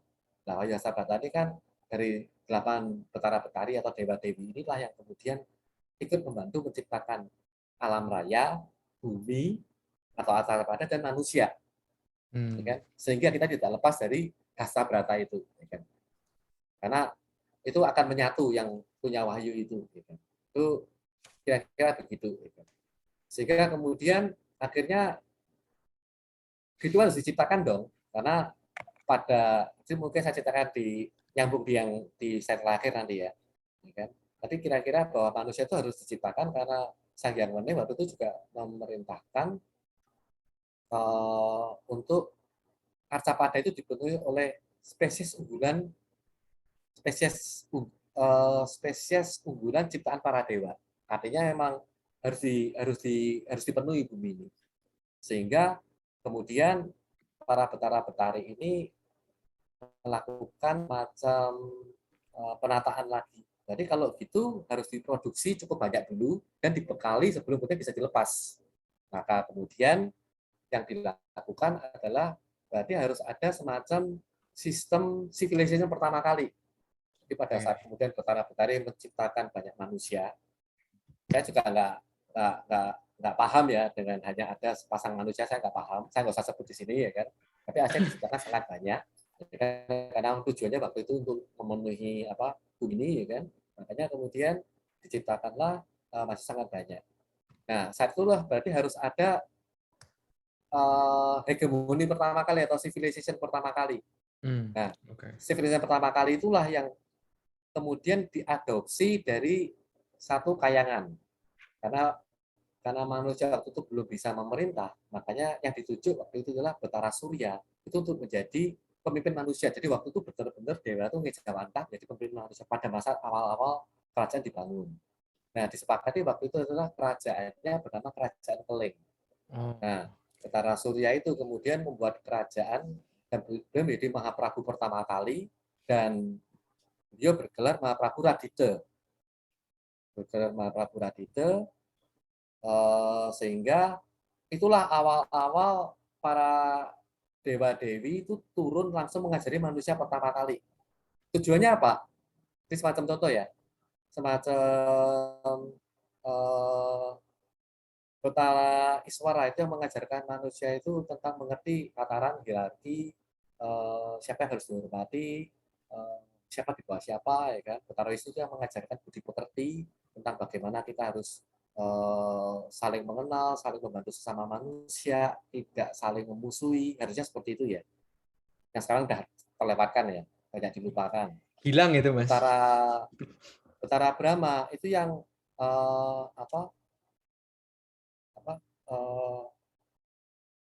ini Betara Wisma Karma, kan betara-betara yang lain turun ya, itu yang kemudian pertama kali mengenalkan bagaimana kita mengenal rumah, ya kan? Betara Brahma itu yang mengenalkan kita pertama kali, kita mengenalkan pakaian, ya kan? Jadi kita nggak seperti manusia-manusia gua itu jelas bukan leluhur kita itu. Jadi di awal pun tuh sudah ada, karena prototipe kayangan itu diciptakan, cuma waktu itu manusianya belum gaduh, manusianya belum mampu, karena kan baru awal-awal ya. Ya belum ngerti. Ya. Tujuannya kenapa? Para dewa-dewa itu semua mengajarkan kepada manusia-manusia pertama. Karena lambat laun dalam generasi-generasi berikutnya, itu sudah tugas orang tua lah kemudian yang otomatis mengajarkan ini kepada anak-anaknya sendiri. Nah itu kan nggak bisa langsung satu generasi ya. Butuh beberapa generasi untuk membiasakan itu, ya kan? Sehingga kenapa sekarang secara naluri ya, setelah kita tuh lahir jadi entitas, dari lahir, remaja, dewasa, punya pasangan, kemudian punya anak, otomatis kita kan ngajari anak kita kan. Nah itu kan otomatis sistem yang sebetulnya sudah dirancang waktu awal peradaban ini diadakan. Waktu manusia pertama kali diadakan, diciptakan. Butuh 2 masa kerajaan untuk manusia bisa dilepas. Sehingga kerajaan kedua itu kan namanya Kerajaan Purwodumadi. Kerajaan pertama namanya Kerajaan Keling. Jadi di Kerajaan Keling itu ada 7 betara-betari itu yang turun betul-betul untuk mengajarkan manusia-manusia itu bagaimana menjalankan perilakunya. Dilanjutkan di kerajaan kedua yang namanya Purwodumadi. Ada 5 Mahaprabu betara-betari atau Mahaprabu Maharatu. Sehingga ada 12 ya. Jadi kalau kita bilang urutannya adalah yang pertama kali dari Kerajaan Keling itu yang namanya Betara Surya. Betara Surya memakai Mahaprabu Radite. Kemudian yang kedua adalah Betari Ratih. Beliau memakai gelar Maharatu Soma. Berikutnya yang ketiga itu adalah Betara Kamajaya. Beliau memakai gelar Mahaprabu Anggara. Yang keempat itu adalah Betara Wisnu memakai gelar Mahaprabu Buddha. Yang kelima adalah Betara Kuera memakai gelar Mahaprabu Respati. Yang keenam itu adalah Betara Hanantaboga. Betara Brahma memakai gelar Mahaprabu Sukra. Dan yang ketujuh adalah Betara Hanantaboga memakai gelar Mahaprabu Tumpak atau nama kompletnya adalah Tumpak Saniskara. Nah, kelak oleh leluhur berikutnya jauh di bawahnya, ya kan? 7 nama betara-betari dari 7 Mahaprabu Maharatu ini dijadikan nama hari. Makanya kita kenal hari diawali dari hari Minggu sampai hari Sabtu. Nah, hari Minggu itu kalau dalam bahasa Sanskerta itu namanya Radite.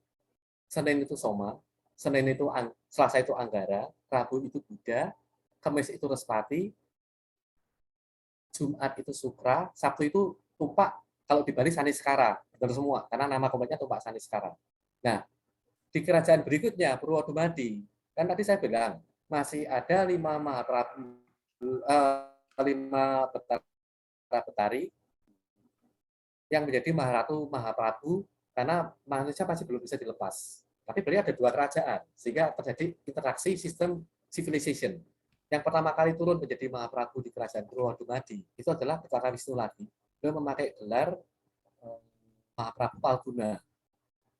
Yang kedua itu adalah Betara Bayu memakai gelar Mahaprabu Kencana atau Mahaprabu Pon. Yang ketiga Betara Indra memakai gelar Mahaprabu Jenar. Dan yang keempat itu Betari Ratih lagi turun memakai gelar Maharatu Kasih, dan yang kelima itu Betari Sri. Betari Sri itu kan Pramaswari atau istri dari Betara Wisnu ya, memakai gelar Maharatu Manis. Karena waktu itu ada sistem antar negara civilization yang terjadi sehingga ada interaksi yang lebih luas ya kan. Ya, makanya kelak 5 nama Maharatu dan Mahaprabu atau terwujud dari 5 betara-betari ini oleh para leluhur berikutnya kemudian dijadikan nama, kalau di Jawa itu nama pasaran. Jadi Palguna itu Paing, Kencana Pon itu tetap Pon, Jenar itu Wage, Kasih itu Kliwon, Manis itu Legi. Oh. Makanya kenapa di Jawa kita punya 2 hari baik berturut-turut yang disebut dengan Selasa Kliwon dan hari berikutnya adalah Rebu Legi. Ya jelas baik. Karena Selasa Kliwon itu kan Anggara Kasih ya kalau dalam bahasa Sanskerta. Yes. Mahaprabu Anggara itu Betara Kamajaya, ya kan? Sementara Maharatu Kasih itu Betari Ratih. Ini kan pasangan suami istri dari kayangan Cakra Kembang. Sehingga pamor Cakra Kembang itu kan ada di Arga atau di manusia yang paham ini. Hari berikutnya kan Buddha Manis ya. Buddha Manis itu atau Rebu Legi. Itu kan Mahaprabu Buddha adalah Betara Wisnu. Sementara Maharatu Manis ya kan, itu Betari Sri. Ini kan pasangan suami istri dan utara segara. Ya kan? Makanya ada 2 hari berturut-turut yang sangat baik. Ya kan? Itu adalah penjelasan. Ya kan? Penjelasan berupa pemahaman. Karena bisa diabaikan kalau memang diragukan oleh kalian. Baru kemudian kerajaan berikutnya itu ketiga itu adalah kerajaan Purwacarita. Nah saat itulah manusia bisa dilepas. Makanya ada satu manusia yang kemudian menjadi pemimpin atau Mahaprabu, dan beliaulah yang kemudian jadi bukan Betara yang ngejar rantah lagi, ya kan? Nah Betara-betari itu yang kemudian nitis atau manunggal ke dalam ini, sehingga apa yang diomongkan juga tentunya atas perkenan dari Betara ini, karena nitis itu kan berarti kan ini wujud lain dari Betara ini, tapi kan wujudnya manusia, maksudnya punya orang tua fisik yang berbeda, tumbuh seperti manusia, tapi sebetulnya perilakunya juga ini masuk dari para betara yang mitis ini. Makanya kemudian setelah itu manusia dikenal dengan nama Trah Jayengkaton. Trah Jayengkaton kalau dalam bahasa Sanskerta tadi, kalau artinya sekarang itu Jaya Ingkaton. Katon itu terlihat. Karena kalau sekarang kita nggak bisa melihat entitas yang lebih tinggi, entitas yang kasar aja kita nggak bisa ngelihat, ya kan?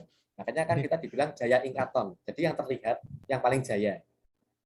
Begitulah kehidupan berlangsung terus-menerus, ya kan?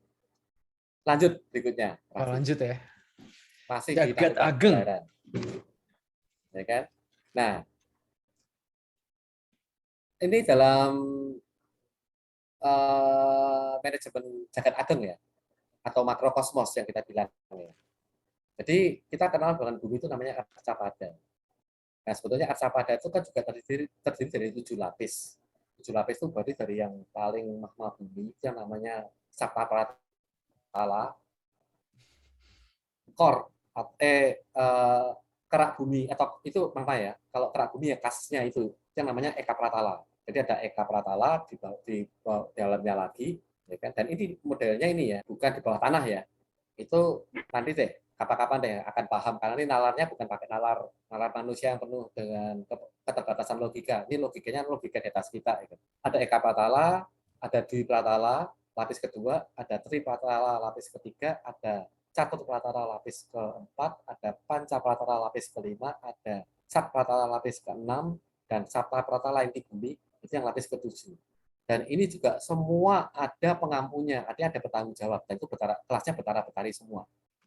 Satu contoh ya, Eka Pratala itu yang penanggung jawabnya di Eka Pratala itu adalah Betari Pertiwi. Makanya kenapa kita sekarang menyebutnya selalu kepada Ibu Pertiwi.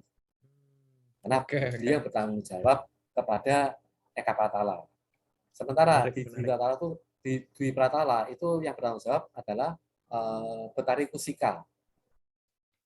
Kemudian, maaf ini bukan agama Hindu ya, beda ya, ini ajaran Buddha yang asli ya. Saya nggak ngajarkan bersinggungan dengan agama apapun sebetulnya. Tapi kalau kemudian ada patokan-patokan dari agama-agama, ada serapan di sini, itu saya juga nggak tahu. Gitu. Lapis ketiga, itu kemudian Betari yang menguasai itu namanya Betari Gangga. Lapis keempat, itu yang menguasai adalah bertanggung jawab adalah Betari Kusika. Lapis kelima atau Catur Pratala itu yang bertanggung jawab adalah Betari Jembalan. Dan lapis keenam itu bertanggung jawab adalah Betari Manikem. Sementara di Sabta Pratala itu bertanggung jawab adalah Sanghyang Betara Anantaboga. Nah, Kacapada kalau ke alam raya, berarti kan ada ruang luas ya, kan? Nah sebetulnya itu terbagi menjadi 3. Sebelum kita sampai ke Seloma Tangkep, ke Eternal Cosmos itu ada 3 pembagian wilayah yang kita kenal dengan nama Dirgantara, Angkasa, dan Antariksa atau bahasa aslinya adalah Antariksa. Dirgantara pun itu terdiri dari 7 lapis, mulai dari Eka Dirgantara sampai Sapta Dirgantara. Jadi kalau ini ke atas ya, kan? Nah, batas Dirgantara itu mulai dari burung bisa paling tinggi bisa terbang sampai ke batas atmosfer, kan? Itu yang namanya Dirgantara. Nah, di atas itu ada yang namanya angkasa. Angkasa itu kira-kira 1 galaksi inilah pembagian ruangannya, Wih, ruangannya dari solar system sampai 1 solar system planet-planet ini sampai ke 1 galaksi ini yang disebut dengan angkasa. Itu pun terdiri dari 7 lapis dan semua ada betara-betara pengampunya. Cuman itu masih pepingit, maaf, nggak bisa dijelaskan, nggak bisa disebutkan, nanti saya dijewer. Jadi di atas Sapta Dirgantara itu ada Eka Angkasa, sampai berikutnya sampai Sapta Angkasa. Nah, baru di atas itu, baru ada namanya Ngantariksa atau Antariksa. Antariksa itu adalah ruang di antara jagat bilangan atau ruang di between di antara galaksi-galaksi, di mana juga ada 7 lapis, yaitu ada Eka Antariksa sampai Sapta Ngantariksa. Makanya teknologi kita sangat canggih ya, pengetahuan kita sangat canggih ya. Karena kita sudah mengenal, kalau orang ilmuwan sekarang ngomongnya galaksi, leluhur kita zaman dulu itu sudah ngerti bahwa itu namanya jagat bilangan. Bahasanya aja bahasa sains beda. Sementara kita juga kenal bahwa kita sebut ya, bahwa Gatot Kaca aja putra antariksa. Artinya kan kita sudah kenal yang namanya antariksa. Jadi, tapi kenapa ya kan pemahaman yang lewat serat-serat lama ini ya kan kita abaikan menjadi patokan, tapi malah kita mengacu kepada kurikulum yang dibikin oleh manusia juga, yang kebetulan bacaan dari barat. Sehingga merasa kita kerdil, padahal enggak. padahal leluhur nenek moyang kita luar biasa kayak gini Om Timi ya. Ya, ini versi kita. Hmm. Makanya kalau kita bisa masuk, kadang-kadang ini ya, ada banyak bahasa guyon ya, bahwa pencapaian kehidupan itu adalah di lapisan yang ke atas. Atas ini berarti kan ke Sapta ya. Yeah. Ya kan, lapisan yang ke Sapta. Ya kan? Nah, kalau leluhur zaman dulu pada saat yang mengerti tentang hierarki alam raya ini cuma ketawa, ya kan? Bahkan itu masih di bawah Seloma Tangkep, artinya masuk ke gerbangnya aja belum. Kalau dulu leluhur kita tuh kalau yang namanya leluhur itu benar-benar bisa masuk ke alam keabadian. Makanya kita kenal dengan namanya dulu adalah moksa. Moksa itu berarti kan pembawa raganya, seraganya. Itu sampai ke alam keabadian. Jadi di dalam struktur berikutnya pada saat manajemen sudah diciptakan tentang semua kehidupan berlangsung ya, kayangan itu ditambah. Jadi di bawah kayangan para hapsara-hapsari itu ada yang namanya kayangan Suralaya. Jadi kayangan Suralaya itu adalah tempat manusia atau alumni manusia yang bisa mencapai ke jagat langgeng. Nah, mereka tinggal di kayangan yang namanya kayangan Suralaya. Lucunya kalau di wayang sekarang itu juga degradasi. Karena wayangan, kalau semua kayangan dibilang kayangan Suralaya. Enggak. Itu masih di bawah kayangannya Hapsara-Hapsari bahkan. Karena Kayangan itu ada di atasnya, ya kan. Nah, Kayangan Suralaya ini adalah mantan manusia atau alumni manusia, ya kan, yang akhirnya dapat otoritas atau lakunya berhasil, sehingga mereka berhasil masuk melewati Seloma Tangkep dan tinggal di dunia abadi. Dan otomatis mereka ini sekarang semua ini, leluhur kita ini, yang udah benar-benar masuk ke sana, yang kita juga nggak tahu garis pohon ke atasnya itu seberapa. Maksudnya kalau hierarki silsilah kita kan mungkin kenal hanya 4, 5. Jangan keliru, kita juga mungkin punya 100 pohon ke atas kita, yang bahkan mungkin sebagian itu sudah ada di sana. Nah, ini yang ngawal kita. Karena mereka tuh mau nggak mau kan menganggap kita anak cucunya. Dan memang ditugaskan oleh dari pencipta di atas. Mereka harus punya peran untuk alam raya ini. Minimal, dampingi anak cucunya yang masih hidup. Kalau mau didampingin, kalau tidak nolak sejarahnya sendiri. Ya kan? Kalau mengakui bahwa leluhur itu memang ada. Ya kan? Jadi kita nggak usah terlalu mimpi bahwa, oh kita akan dijampangi atau kita akan didampingi oleh leluhur yang kelasnya betara-betari. Enggak. Cukup dengan leluhur yang sudah ada di Suralaya itu sudah mewakili alam semesta juga, karena itu punya tugas dari Yang Maha Kuasa untuk kemudian bagian dari mengelola sistem kehidupan di sini sekarang ini. Ini yang seharusnya dipahami ya. Nah, kira-kira begitu. Saya next lagi, skip berikutnya. Lanjut nih, ya. Om Timi. Oke. Ya, lanjut. Nah, sekarang kita ngomong tentang usia bumi atau pada. Karena di perjalanan-perjalanan yang lain, di forum yang lain ya, mungkin juga ada beberapa penjelasan begini. Ya, bahwa leluhur kita itu sangat paham tentang masa lalu dan sangat mengerti tentang masa depan. Artinya, dalam tutur bahasa kita sendiri pun, kita sangat simpel. Sangat simpel itu berarti grade-nya justru lebih tinggi, karena semua dimengerti. Bayangin ya, saya bisa ngomong seperti ini, ya kan, bahwa Raffi, gini, karena dulu tuh kamu gini, karena dulu awalnya gini, besok biar kamu gini, bisa dalam satu kalimat. Artinya apa? Kita tidak mengenal yang namanya dalam tata bahasa kita yang namanya past tense dan future tense. Artinya past dan future semua dipresentkan. Itu menunjukkan bahwa sebetulnya kita keturunan dari yang tertinggi kalau mau sadar. Dari tata bahasa itu sudah bisa memahami. Kalau kita mau menerima dan menyadarinya. Ya kan? Nggak salah belajar bahasa lain, nggak salah. Ya kan? Tapi kalau kita paham ya kan, bahwa kita sangat simpel dan semua itu punya namanya. Bayangin ya kan? Dari kecil, nggak tahu tuh nanti Mbak Nuni yang bisa bantu jelasin ya. Kecil sampai besar. Kelapa itu ada istilahnya loh. Sampai jadi besar, sampai jadi apa itu ada istilahnya. Ya kan? Bahkan batang kelapa, pohon kelapa, ada janur, ada belara, ada apa, kalau di ini di kupasnya adalah sabun, ada apa. Itu kan semua dinamakan. Dan kita dengan entengnya juga ngomong bahwa ini adalah seperti ini, karena semua ada namanya. Ada perannya masing-masing dalam hierarkinya tanaman itu. Ya kan? Tapi kalau kita lihat di bahasa ini, ya kan? Mungkin orang hanya bilang ini kakanat dan kakanatri. Simple tapi kan nggak menerangkan ya. Ya kan? Jadi ada pemahaman yang kita harus memahami seperti apa ya. Nah, pada satu masa, jadi gini, pada dasarnya ini yang membuat pertama kali pembagian zaman ini adalah Mahaprabhu Si Aji Jayabaya. Karena pada masanya, beliau hidup di zaman menengah ya.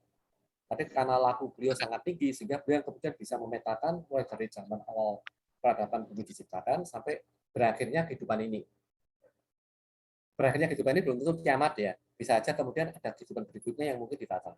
Tapi itu pasti bukan jatah kita, bukan wilayah kita. Ya kan? Jadi sebetulnya pembagian waktu itu berdasarkan tahunnya adalah tahun surya. Jadi kalau tahun Masehi sekarang kan berdasarkan tahun bulan. Jadi konversinya ya cari sendiri karena itu sangat susah. Jadi tahun surya beda dengan tahun matahari ya. Ini berdasarkan tahun matahari. Tahun surya tahun matahari atau tahun surya beda dengan tahun bulan ya. Nah, tahun surya ini itu sebenarnya dari awal sudah. Jadi kan sudah melihat masa depan ya. yang akan terjadi apa kan? Makanya sudah dibagi menjadi tiga zaman besar atau disebut kali, ya kan? Nah itu yang disebut dengan kali Swara, kali Yoga, dan kali Sangara. Masing-masing satu zaman besar itu usianya terdiri dari 700 zaman surya. 700 zaman surya, jadi satu zaman besar itu terdiri dari 7 zaman sedang atau zaman kala. Masing-masing usianya 100 tahun surya. Satu zaman sedang, satu kala, ya seperti di bagan ini ya, itu terdiri dari tiga kala atau sekitar 33 atau 34 tahun surya. Ini hanya pemahaman aja. Nah, saya cuma ingin menunjukkan bahwa posisi kita di mana sekarang ini. Posisi kita itu sekarang ada di zaman ketiga. Nggak ada. Saya cuma lihat dari bagan ini aja biar bercermati ya. Posisi kita ada di kali yang ketiga itu yang disebut dengan kali Sangara, dan ada di zaman tengah, kala yang tengah, ya kan? Yang disebut dengan sekarang ini kala bendu. Kala bendu artinya masa hukuman. Keempat ya. Kalau ini yang keempat, tapi yang di zaman kali Sangara ya. Ya. Karena berikutnya kita akan menuju ke zaman kala Suba yang kelima. Masih ada lagi berikutnya keenam itu kala Sumbaga, yang ketujuh itu kala Surata. Itu nanti deh next itu Jauh itu, urusan Mas. anak cucu kita. Ya, tapi ya masih jauh. Sekarang ini kita ada di zaman keempat nih yang disebut dengan kala bendu ya. Kala bendu. Sementara tiga mangsa dari kala bendu itu makanya kan ini masa nggak jelas ya. Kan ada mangsa kala ya. Kalau kita bilang kala bendu itu kan ada mangsa kalanya ada tiga kan. Ya kan? Itu yang disebut dengan mangsa pertama tuh kala Artati. Artati itu artinya arto, uang atau materi, semua serba materi. Bendu itu kan hukuman ya, jadi nggak jelas ya atau musibah ya. Yang mangsa kala kedua itu yang namanya kala Nistana atau tempat nista. Nah itu dari sasana, nistana, ya kan? Dan mangsa kala Justia yang ketiga. Justia itu artinya kejahatan. Nah kita ada di penghujung zaman kala bendu atau di akhir zaman mangsa kala dari mangsa kala Justia, ya kan? Nah kita bisa melihat di sekitar kita seperti apa. Nah harusnya semoga tidak lama lagi ya, atas perkenan keselamatan Karahayon dari para kadewatan, kita yang ada di sini semoga juga bisa semua bisa bergerak juga dengan selamat untuk masuk ke zaman kala Suba. Karena kala Suba itu artinya adalah kala pujian, di mana nanti mangsa kala pertama itu namanya mangsa kala wibawa, artinya kan harus pengaruh ditegakkan. Berikutnya adalah mangsa kala saeka, artinya ada bersatu penyatuan semuanya. Kemudian yang ketiga itu mangsa kala sentosa. Kira-kira begitu ya. Next atau the last. Wah, dah jamnya ini. Nah, ini yang sangat penting. Karena mungkin juga ada beberapa yang tadi sudah disinggung oleh Mas Raffi dan Mbak Nuni juga ya. Tugas manusia itu adalah hamemayu hayoning bawan. Ini hanya bukan kata-kata tidak bisa diterjemahkan, karena hamemayu hayoning bawana itu artinya membuat bumi yang sudah indah ini menjadi lebih indah. Itu harusnya tugas kita. Karena pada saat Sang Hyang Wening memerintahkan struktur di bawahnya para petara-petari, setelah semua terwujud di alam kadewatan atau di alam langit, kemudian ingin membuat alam raya dan kemudian membuat satu tempat unggulan atau Asakata itu bumi itu tempat di mana tinggal manusia, spesies keturunan para dewa itu hidup. Itu tujuannya adalah untuk kehidupan, bukan untuk kematian. Artinya kita harus berpihak pada kehidupan. Nah, ini adalah kita memaknai bahwa hidup ini adalah satu anugerah.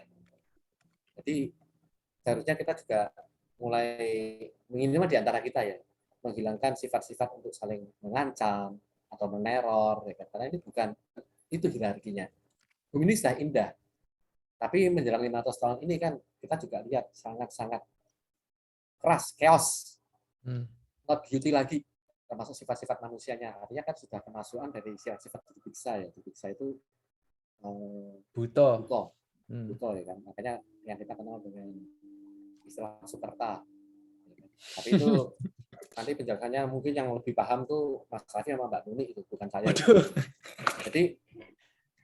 Jadi tujuan kita sebetulnya adalah untuk berpihak pada kehidupan, bukan kematian. Untuk menerima anugerah, menjalani anugerah, untuk sebuah kehidupan, kedamaian, dan menjadikan hidup lebih hidup. Sebetulnya tugas manusia yang utama adalah itu. Matur nuwun rahayu. Matur nuwun. Matur nuwun, keren banget Mas Timi. Wah, gak Ini- kerasa udah 1,5 jam loh. Ya, ini Tuh, sangat-sangat mind blowing dan sangat-sangat anti mainstream ini. Oke. Raffi mungkin materinya kalau ada dulur-dulur kita di sini yang tertarik bisa di-share di kolom chat. Sorry, bentar. Sekarang agendanya berarti ini ya, Kanoni, kita ngobrol diskusi aja, saling bertanya. Ya, teman-teman kalau ada yang ingin dipertanyakan, Monggo. kita siap jawab. Tapi yang berkaitan dengan tema yang kita tentukan, monggo. Silakan Resen. Oh, tadi itu sudah ada yang namanya Wawan Wiwin dari tadi banget sudah Raise hand mulu itu kayaknya dari tadi. Iya. Ini beneran mau tanya apa salah pencet nih? Orangnya monitor. Kalau enggak mungkin kita ke Mas Alfada ya. Mas Alfa dulu. Monggo Mas Alfada nyalain video terus ya. Oke, makasih. Ya, pertama-tama saya sampaikan selamat atas presentasinya yang bagus ya dari Mas Timi. Nah, ini saya mau tanya nih. Jadi tadi dengan cerita-cerita yang wah gitu kan, istilahnya apa ya? Ya megah gitu. Bahwa nenek moyang kita itu emang luar biasa. Nah, cuma yang jadi pertanyaan, ini kita berada dalam masa hukuman tuh gimana ceritanya? Istilahnya gini, kenapa ketika kita mewarisi dulu juga sempat dipimpin langsung oleh para lian, kalau dulu istilahnya gitu, kemudian manusia bisa belajar banyak dari situ, kemudian bisa dilepas, kemudian kenapa bisa jatuh? Dan kita sekarang mengalami kejatuhan peradaban. Apakah ada musuh-musuhnya juga? Artinya gini, bahwa di tingkat kedewataan itu juga ada musuh-musuh dewatanya. Atau bagaimana? Jadi proses kejatuhannya itu bagaimana? Itu yang saya masih belum clear dari situ. Terima kasih. Langsung saya jawab aja. Yes. Ya, Monggo Mas. Oke. Terima kasih Mas Alfada. Saya mencoba membantu menjelaskan singkat ya Mas Alfada ya. Jadi emang benar bahwa di kadebatan pun juga ada yang bertindak tidak benar. Nah, kebetulan bertindak tidak benar itu adalah yang di alam abadi waktu itu sudah ditunjuk adalah Betara Manikmaya. Betara Manikmaya itu kemudian atau Betara Guru, betul sebagai CEO jagat. Cuman memang tidak bisa melengsarkan Betara Guru out dari apa itu? Udah saya mute Mas, aman. Tidak bisa. Oh ya. Tidak bisa kemudian Betara Guru kemudian harus dilengsar ke Prabon diganti Betara yang lain, karena Betara Guru pada saat ditunjuk menjadi ini ada di alam abadi. Artinya hanya bisa dihukum atau direduksi kekuasaannya, ya kan. Makanya kemudian kan ada struktur lain berikutnya yang gara-gara ada masalah yang lain yang disebutkan dengan ini, dan itu ada di bawah rootnya dari Betara Guru.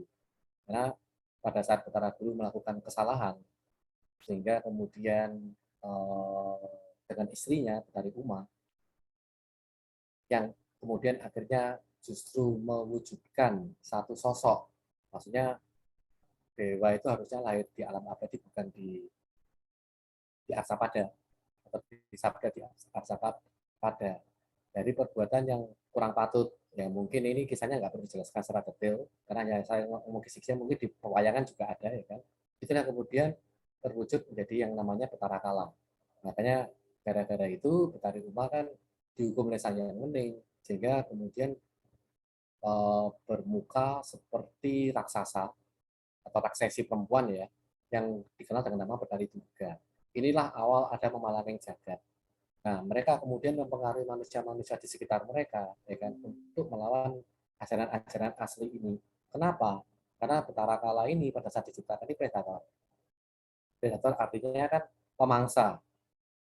Nah, pemangsa itu nggak harus kemudian kayak ini ya, kayak manusia, kebayang ya, kayak manusia sekarang itu dikumpulin kayak pisang goreng di atas ini disembelih gitu, nggak seperti itu, ya kan? Tapi kan jiwanya dikuasain, dia dikuasain sehingga itu menjadi pengikutnya. Nah, itu kan akan dimangsa intinya di dalamnya, ya kan? Kira-kira seperti itu. Sehingga kemudian lambat laun ajaran-ajaran mereka berkembang kemana-mana, ya kan? Nah, kalau sekarang makanya kenapa disebut kala bendu, karena sudah diukur pada masa dulu bahwa ada satu masa di zaman kala bendu itu adalah yang berkuasa adalah Betara Kala.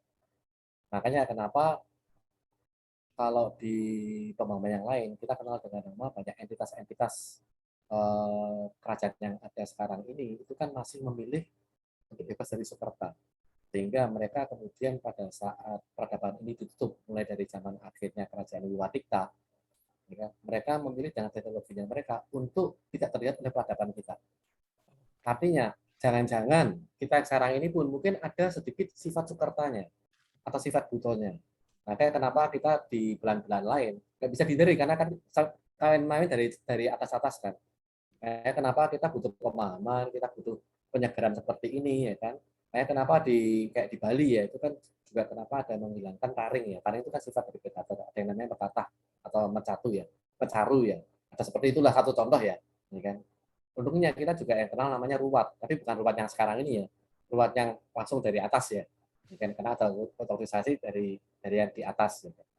Kira-kira begitu. Memang ada konflik itu memang ada, ya kan? Tapi emang karena itu juga ciptaan yang dari awal-awal sebelumnya, ya kan? Karena kita tahu bahwa manusia kan ciptaannya mulai dari Betara Ismaya sampai Betara ini ya, dari Betara Ismaya, Betara Wisnu sampai sekarang ya.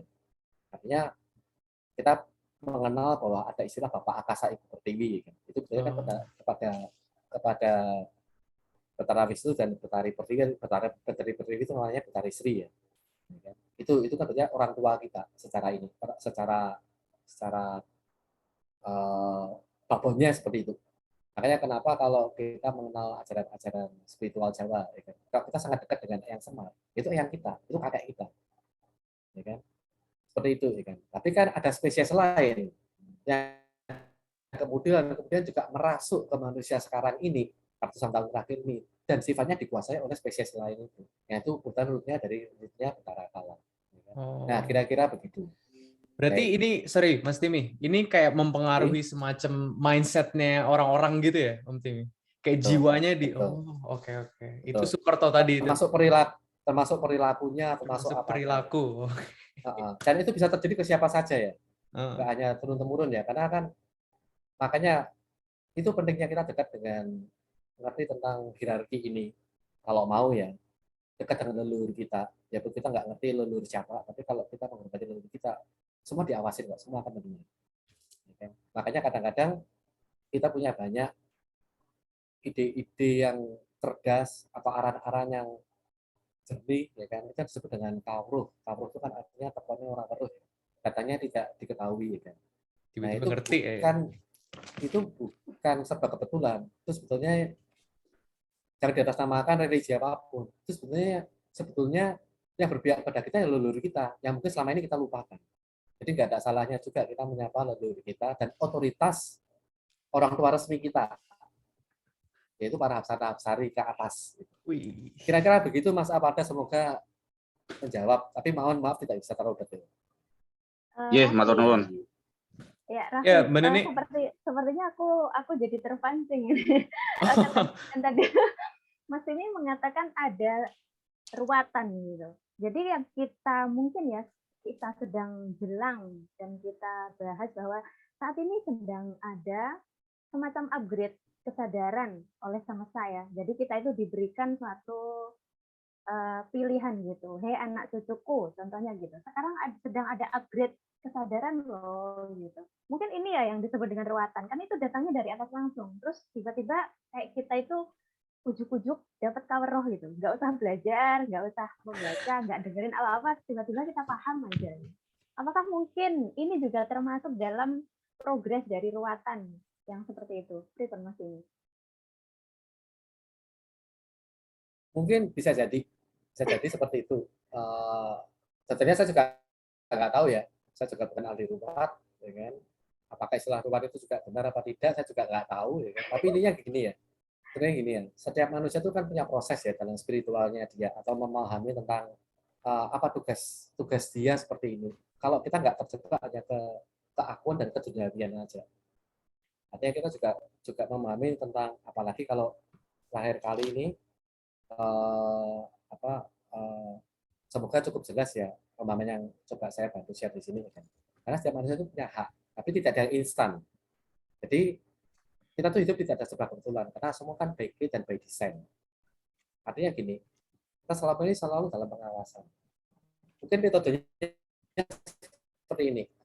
Semua dalam pengawasan, pasti dalam pengawasan, diamati. Nah, ada saatnya setelah kita siap, dan itu beda-beda, orang-orang beda-beda ya, karena individual kan, itu akan dilibatkan.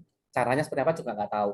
Bisa lewat langsung, bisa lewat kepanjangan tangan orang lain, semua hal yang kesannya sebab kebetulan. Nanti setelah dilibatkan, akan diberi peran. Bahkan mungkin pada saat dia menjalankan perannya, dia belum tahu kalau itu peran. Nah, pada saat dia dapat peran, dia menjalankan peran itu dan melaksanakan peran itu. Nah, dalam proses itu, dia akan dikasih sebuah tantangan. Bisa beda-beda, kita juga nggak tahu. Karena setiap orang juga beda-beda, alurnya juga beda-beda, ya kan? Nah, pada saat dapat tantangan itu, apakah dia menjalankan tantangan itu dan menyelesaikan tantangan itu? Karena bisa aja kan mandek, dikasih tantangan tapi nggak mau. Ya, berarti cuma sampai segini kan pemahaman dia, tapi kan dikasih tantangan, tapi dia menjalankan tantangan, bahkan menyelesaikan tantangan itu.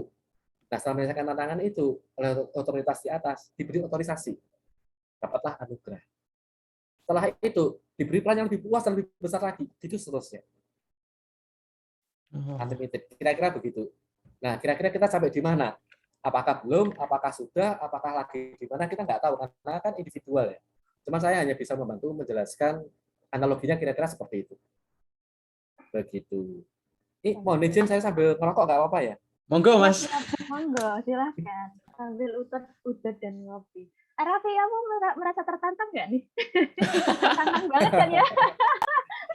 Apa kurang puas kan nih?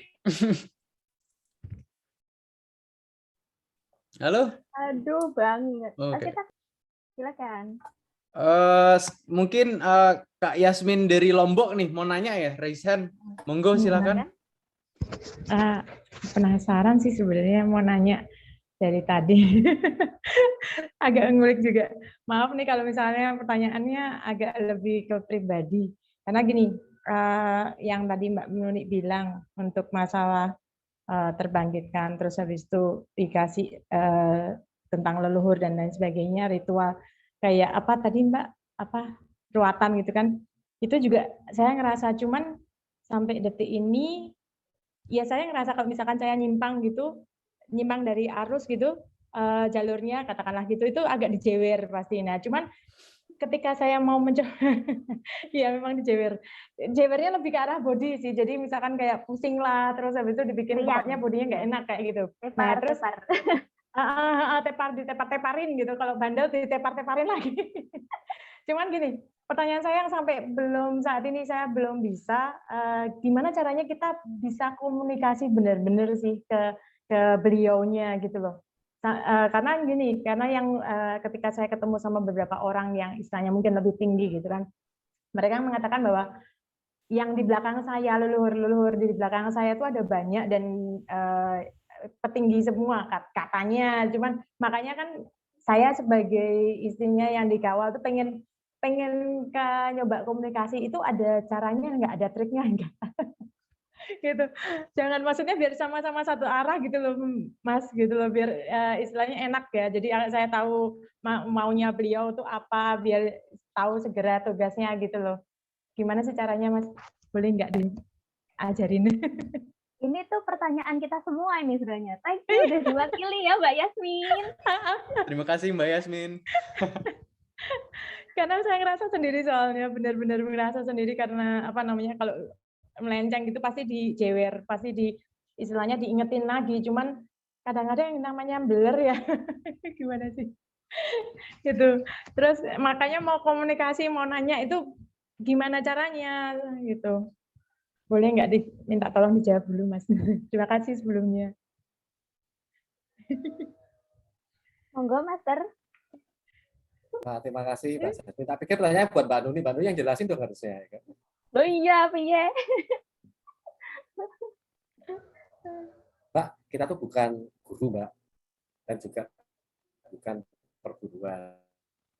Jadi artinya gini Mbak ya. Tapi kalau sharing-sharing kira-kira gini Mbak. Ya kan? Kita punya niat aja Mbak. Kita punya niat. Saya nggak punya otoritas juga untuk menjelaskan ini sebetulnya. Jadi kalau kita meyakini bahwa seperti yang saya ungkapkan bahwa beliau itu ada, ya kan? Bisa saja kan dijawab Mbak. Dijawab itu artinya kan gini. Ya kan? Ini ada arahnya sendiri-sendiri Mbak. Karena gini, spiritual kan beda-beda ya. Artinya spiritual, kenapa kita bilang berbeda? Karena sifatnya individual. Artinya gini,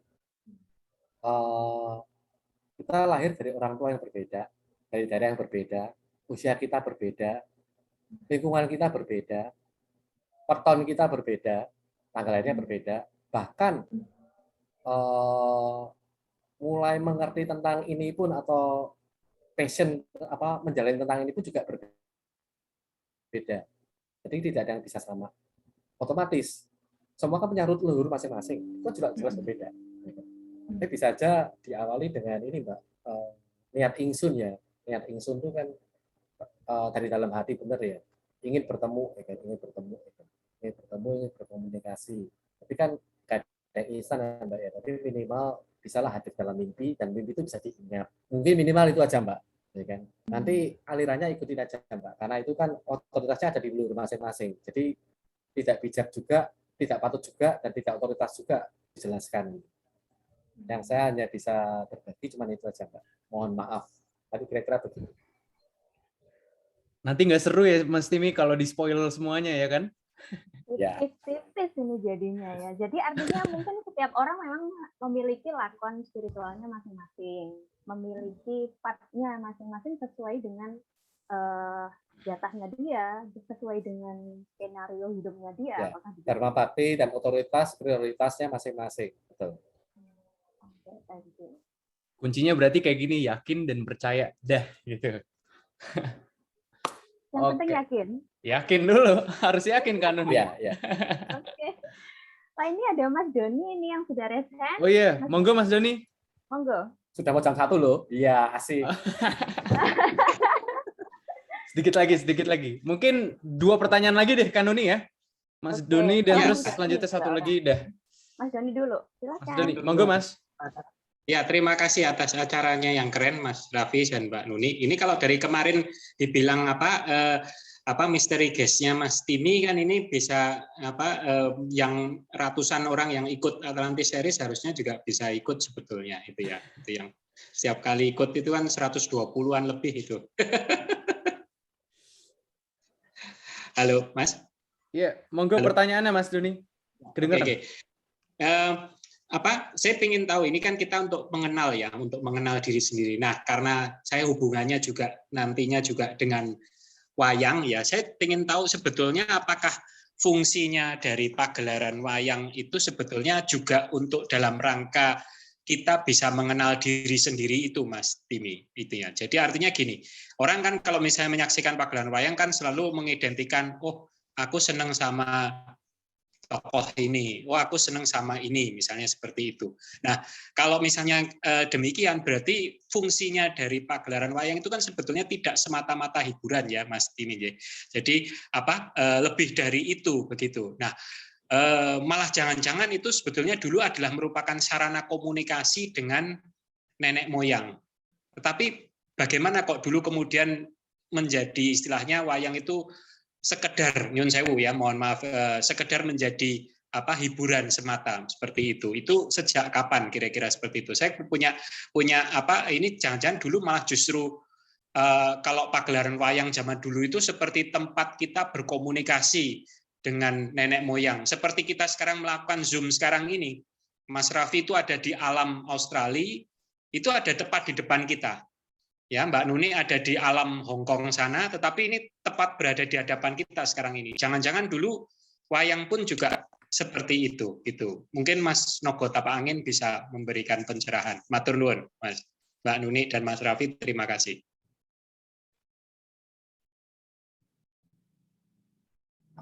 Ya, terima kasih Mas Dodi. Saya kok nggak tahu ya naga apa ya. Jadi gini Mas Doni, ini ya,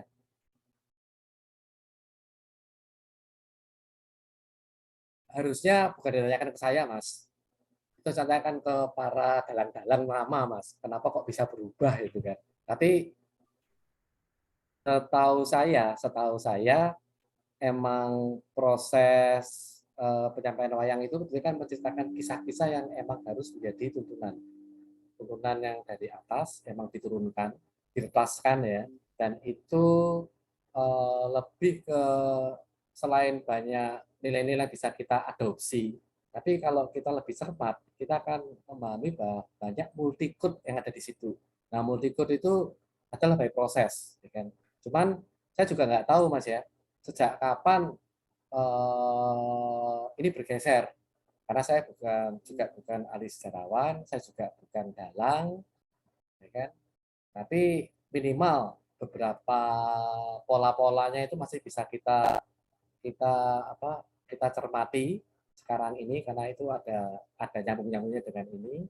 Tapi inti dari itu yang mungkin saya bisa menggarisbawahi adalah begini Mas, ya kan? Kalau kita mempelajari sesuatu, entah belajar dari manapun, mendengar dari manapun, membaca dari manapun, mungkin mindset kita adalah bukan untuk mencari yang mana yang paling benar, tapi justru kita bisa mengetahui di mana letak salahnya. Nah, itu yang mengetahui adalah proses kita sendiri. Sehingga itu yang kita bilang itulah misteri dalam kehidupan. Ya kan?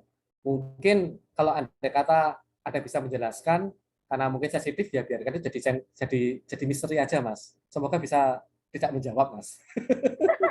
Matur nuwun. Semoga makin bingung gitu Mas. Semoga makin bingung ya. Oke, mungkin pertanyaan terakhir, ada orang yang mau bertanya kah? Monggo langsung di-raisean aja. Terakhir nih. Ya nih, udah mepet kita jamnya ya ternyata. Cepet banget ya. Nggak kerasa ya? Soalnya tadi kita juga agak molor sih. Masih adakah yang ingin bertanya? Kalau nggak mungkin Raffi sendiri nih banyak pertanyaan. Oh, itu nggak usah, ntar aja. Itu yang di chat kayaknya ada deh Mbak. Ada yang bertanya di kolom chat. Langsung raise hand aja kayaknya ya. Ada yang di chat. Coba aku cek dicek, ya. Mbak. Ada yang bertanya tadi. Kalau saya izin bertanya Mbak, Mas, penduduk dunia tiap tahun saat ini sekitar 7 miliar lebih. Menurut paham dan ajaran kita ini, ujung-ujungnya akan kemana dengan jumlah penduduk sebanyak itu? Oke. Gimana Mas Timi tanggapannya? Pertanyaannya lucu. Kalau ini apa istilahnya? Bahasa fiksi ya. Jawaban fiksi ya, dianggap fiksi ya. Dianggap fiksi aja ya. Ya kan? Aslinya jumlah manusia itu lebih banyak daripada itu. Yang di area 36 kalau mau dihitung ya. Tapi kalau yang nggak di area 36 itu kan katanya 7 miliar ya. Apakah besok mau dikemanakan? Besok masih ada, cuman mungkin bisa wujudnya berbeda. Bahasanya kan gini, kalau ini dalam bahasa fiksi yang lain, ya kan, ada yang jadi tanaman itu berarti masih tetap jadi manusia, atau ada yang seperti tadi kata-katanya Raffi tadi, didaur ulang jadi pupuk, ya kita nggak tahu. Ya, itu kan tergantung dari prosesnya masing-masing, pilihan masing-masing, ya kan? Karena setahu saya Otoritas Alam Raya itu sangat adil dalam menghargai pilihan. Jadi bukan hukuman ya. Kalau kebetulan manusianya itu lebih ingin menjadi ikut ke pupuk, ya akan diwujudkan, akan disediakan sarananya. Jadi tidak ada paksaan, semua adalah pilihan, sangat dihormati apapun keputusannya, ya kan? Karena manusia itu mempunyai tanggung jawab atas apa yang diucapkan dan apa yang diniati. Kira-kira begitu, Mas Raffi. Yang lagi kemana itu? Untuk Mas atau Mbak yang bertanya tadi, mungkin simpelnya itu mau dikemanakan, tergantung pilihan kita. Anda mau kemana? Mungkin seperti itu ya jawabannya. Simpelnya seperti itu. Kalau misalnya Anda ingin ikut naik dimensi, Anda ingin ikut terangkut ke zaman Kolosubo, ya Anda akan ke sana. Tapi kalau pilihan Anda mungkin tidak ke situ, ya semesta akan memberikan kebebasan. Jadi mau dikemanakan itu 7 miliar manusia yang ada itu tergantung pilihan masing-masing. Mungkin seperti itu. Apakah masih ada yang ingin bertanya, teman-teman? Ini Raffinya kemana ya? Raffinya mungkin lagi ke toilet. Monggo kalau misalnya masih ada yang ingin bertanya sebelum kita tutup. Besok kalau yang tentang wayang nanti Rabu malam lagi, nanti ketemu saya lagi Mbak Nuni. Oh siap, monggo. Kita siap. Maaf kalau pas barengan dengan Atlantis Series, tapi emang jadwalnya nek sing Sigarda itu Rabu malam ya. Oh iya. Oke, Mas. Nanti saya gabungnya Mas Nogo Tapak Angin nanti setelah itu ya. Mas Awalin kayaknya ada yang mau ditanyakan? Mungkin sedikit mau ditanyakin ke Mas Timi. Mas bisa untuk jadi bahan pertimbangan juga ya untuk episode selanjutnya, bahan diskusi. Mas Timi bisa di-spill dikit nggak gimana bentuk Arcapada? Misalnya Eka Pratala, atau yang Eka Pratala mengambang di atas Dwi Pratala, atau Dwi Pratala yang remang-remang gitu lah Mas, pokoknya Mas. Spoiler dikit aja Mas. Mungkin sekarang di spoiler dikit. Terima kasih Mas. Nah itu udah tahu kok Nyanya. Lebih detailnya mungkin Mas. Tapi intinya gini, bumi itu aslinya nggak bulat seperti ini ya. Karena ini kan hanya kamuflase optik ya, karena kita dibatasi ininya. Kalau kita bilang dengan adanya daerah-daerah lipatan atau yang kita sebut dengan area di kanan yang jumlahnya lebih luas daripada sekarang ini. Kesannya mereka dilipat, enggak. Kalau buat mereka kita dilipat gitu. Itu kita ngelihat aja pola bumi itu orbit ke mataharinya gimana, kan nggak bulat kan. Kenapa bumi ini punya 2 kutub? Bola kalau bulat itu nggak punya kutub atau kutubnya banyak. Artinya yang punya 2 kutub banyak bentuknya lonjong. Nah itu bisa seperti mirip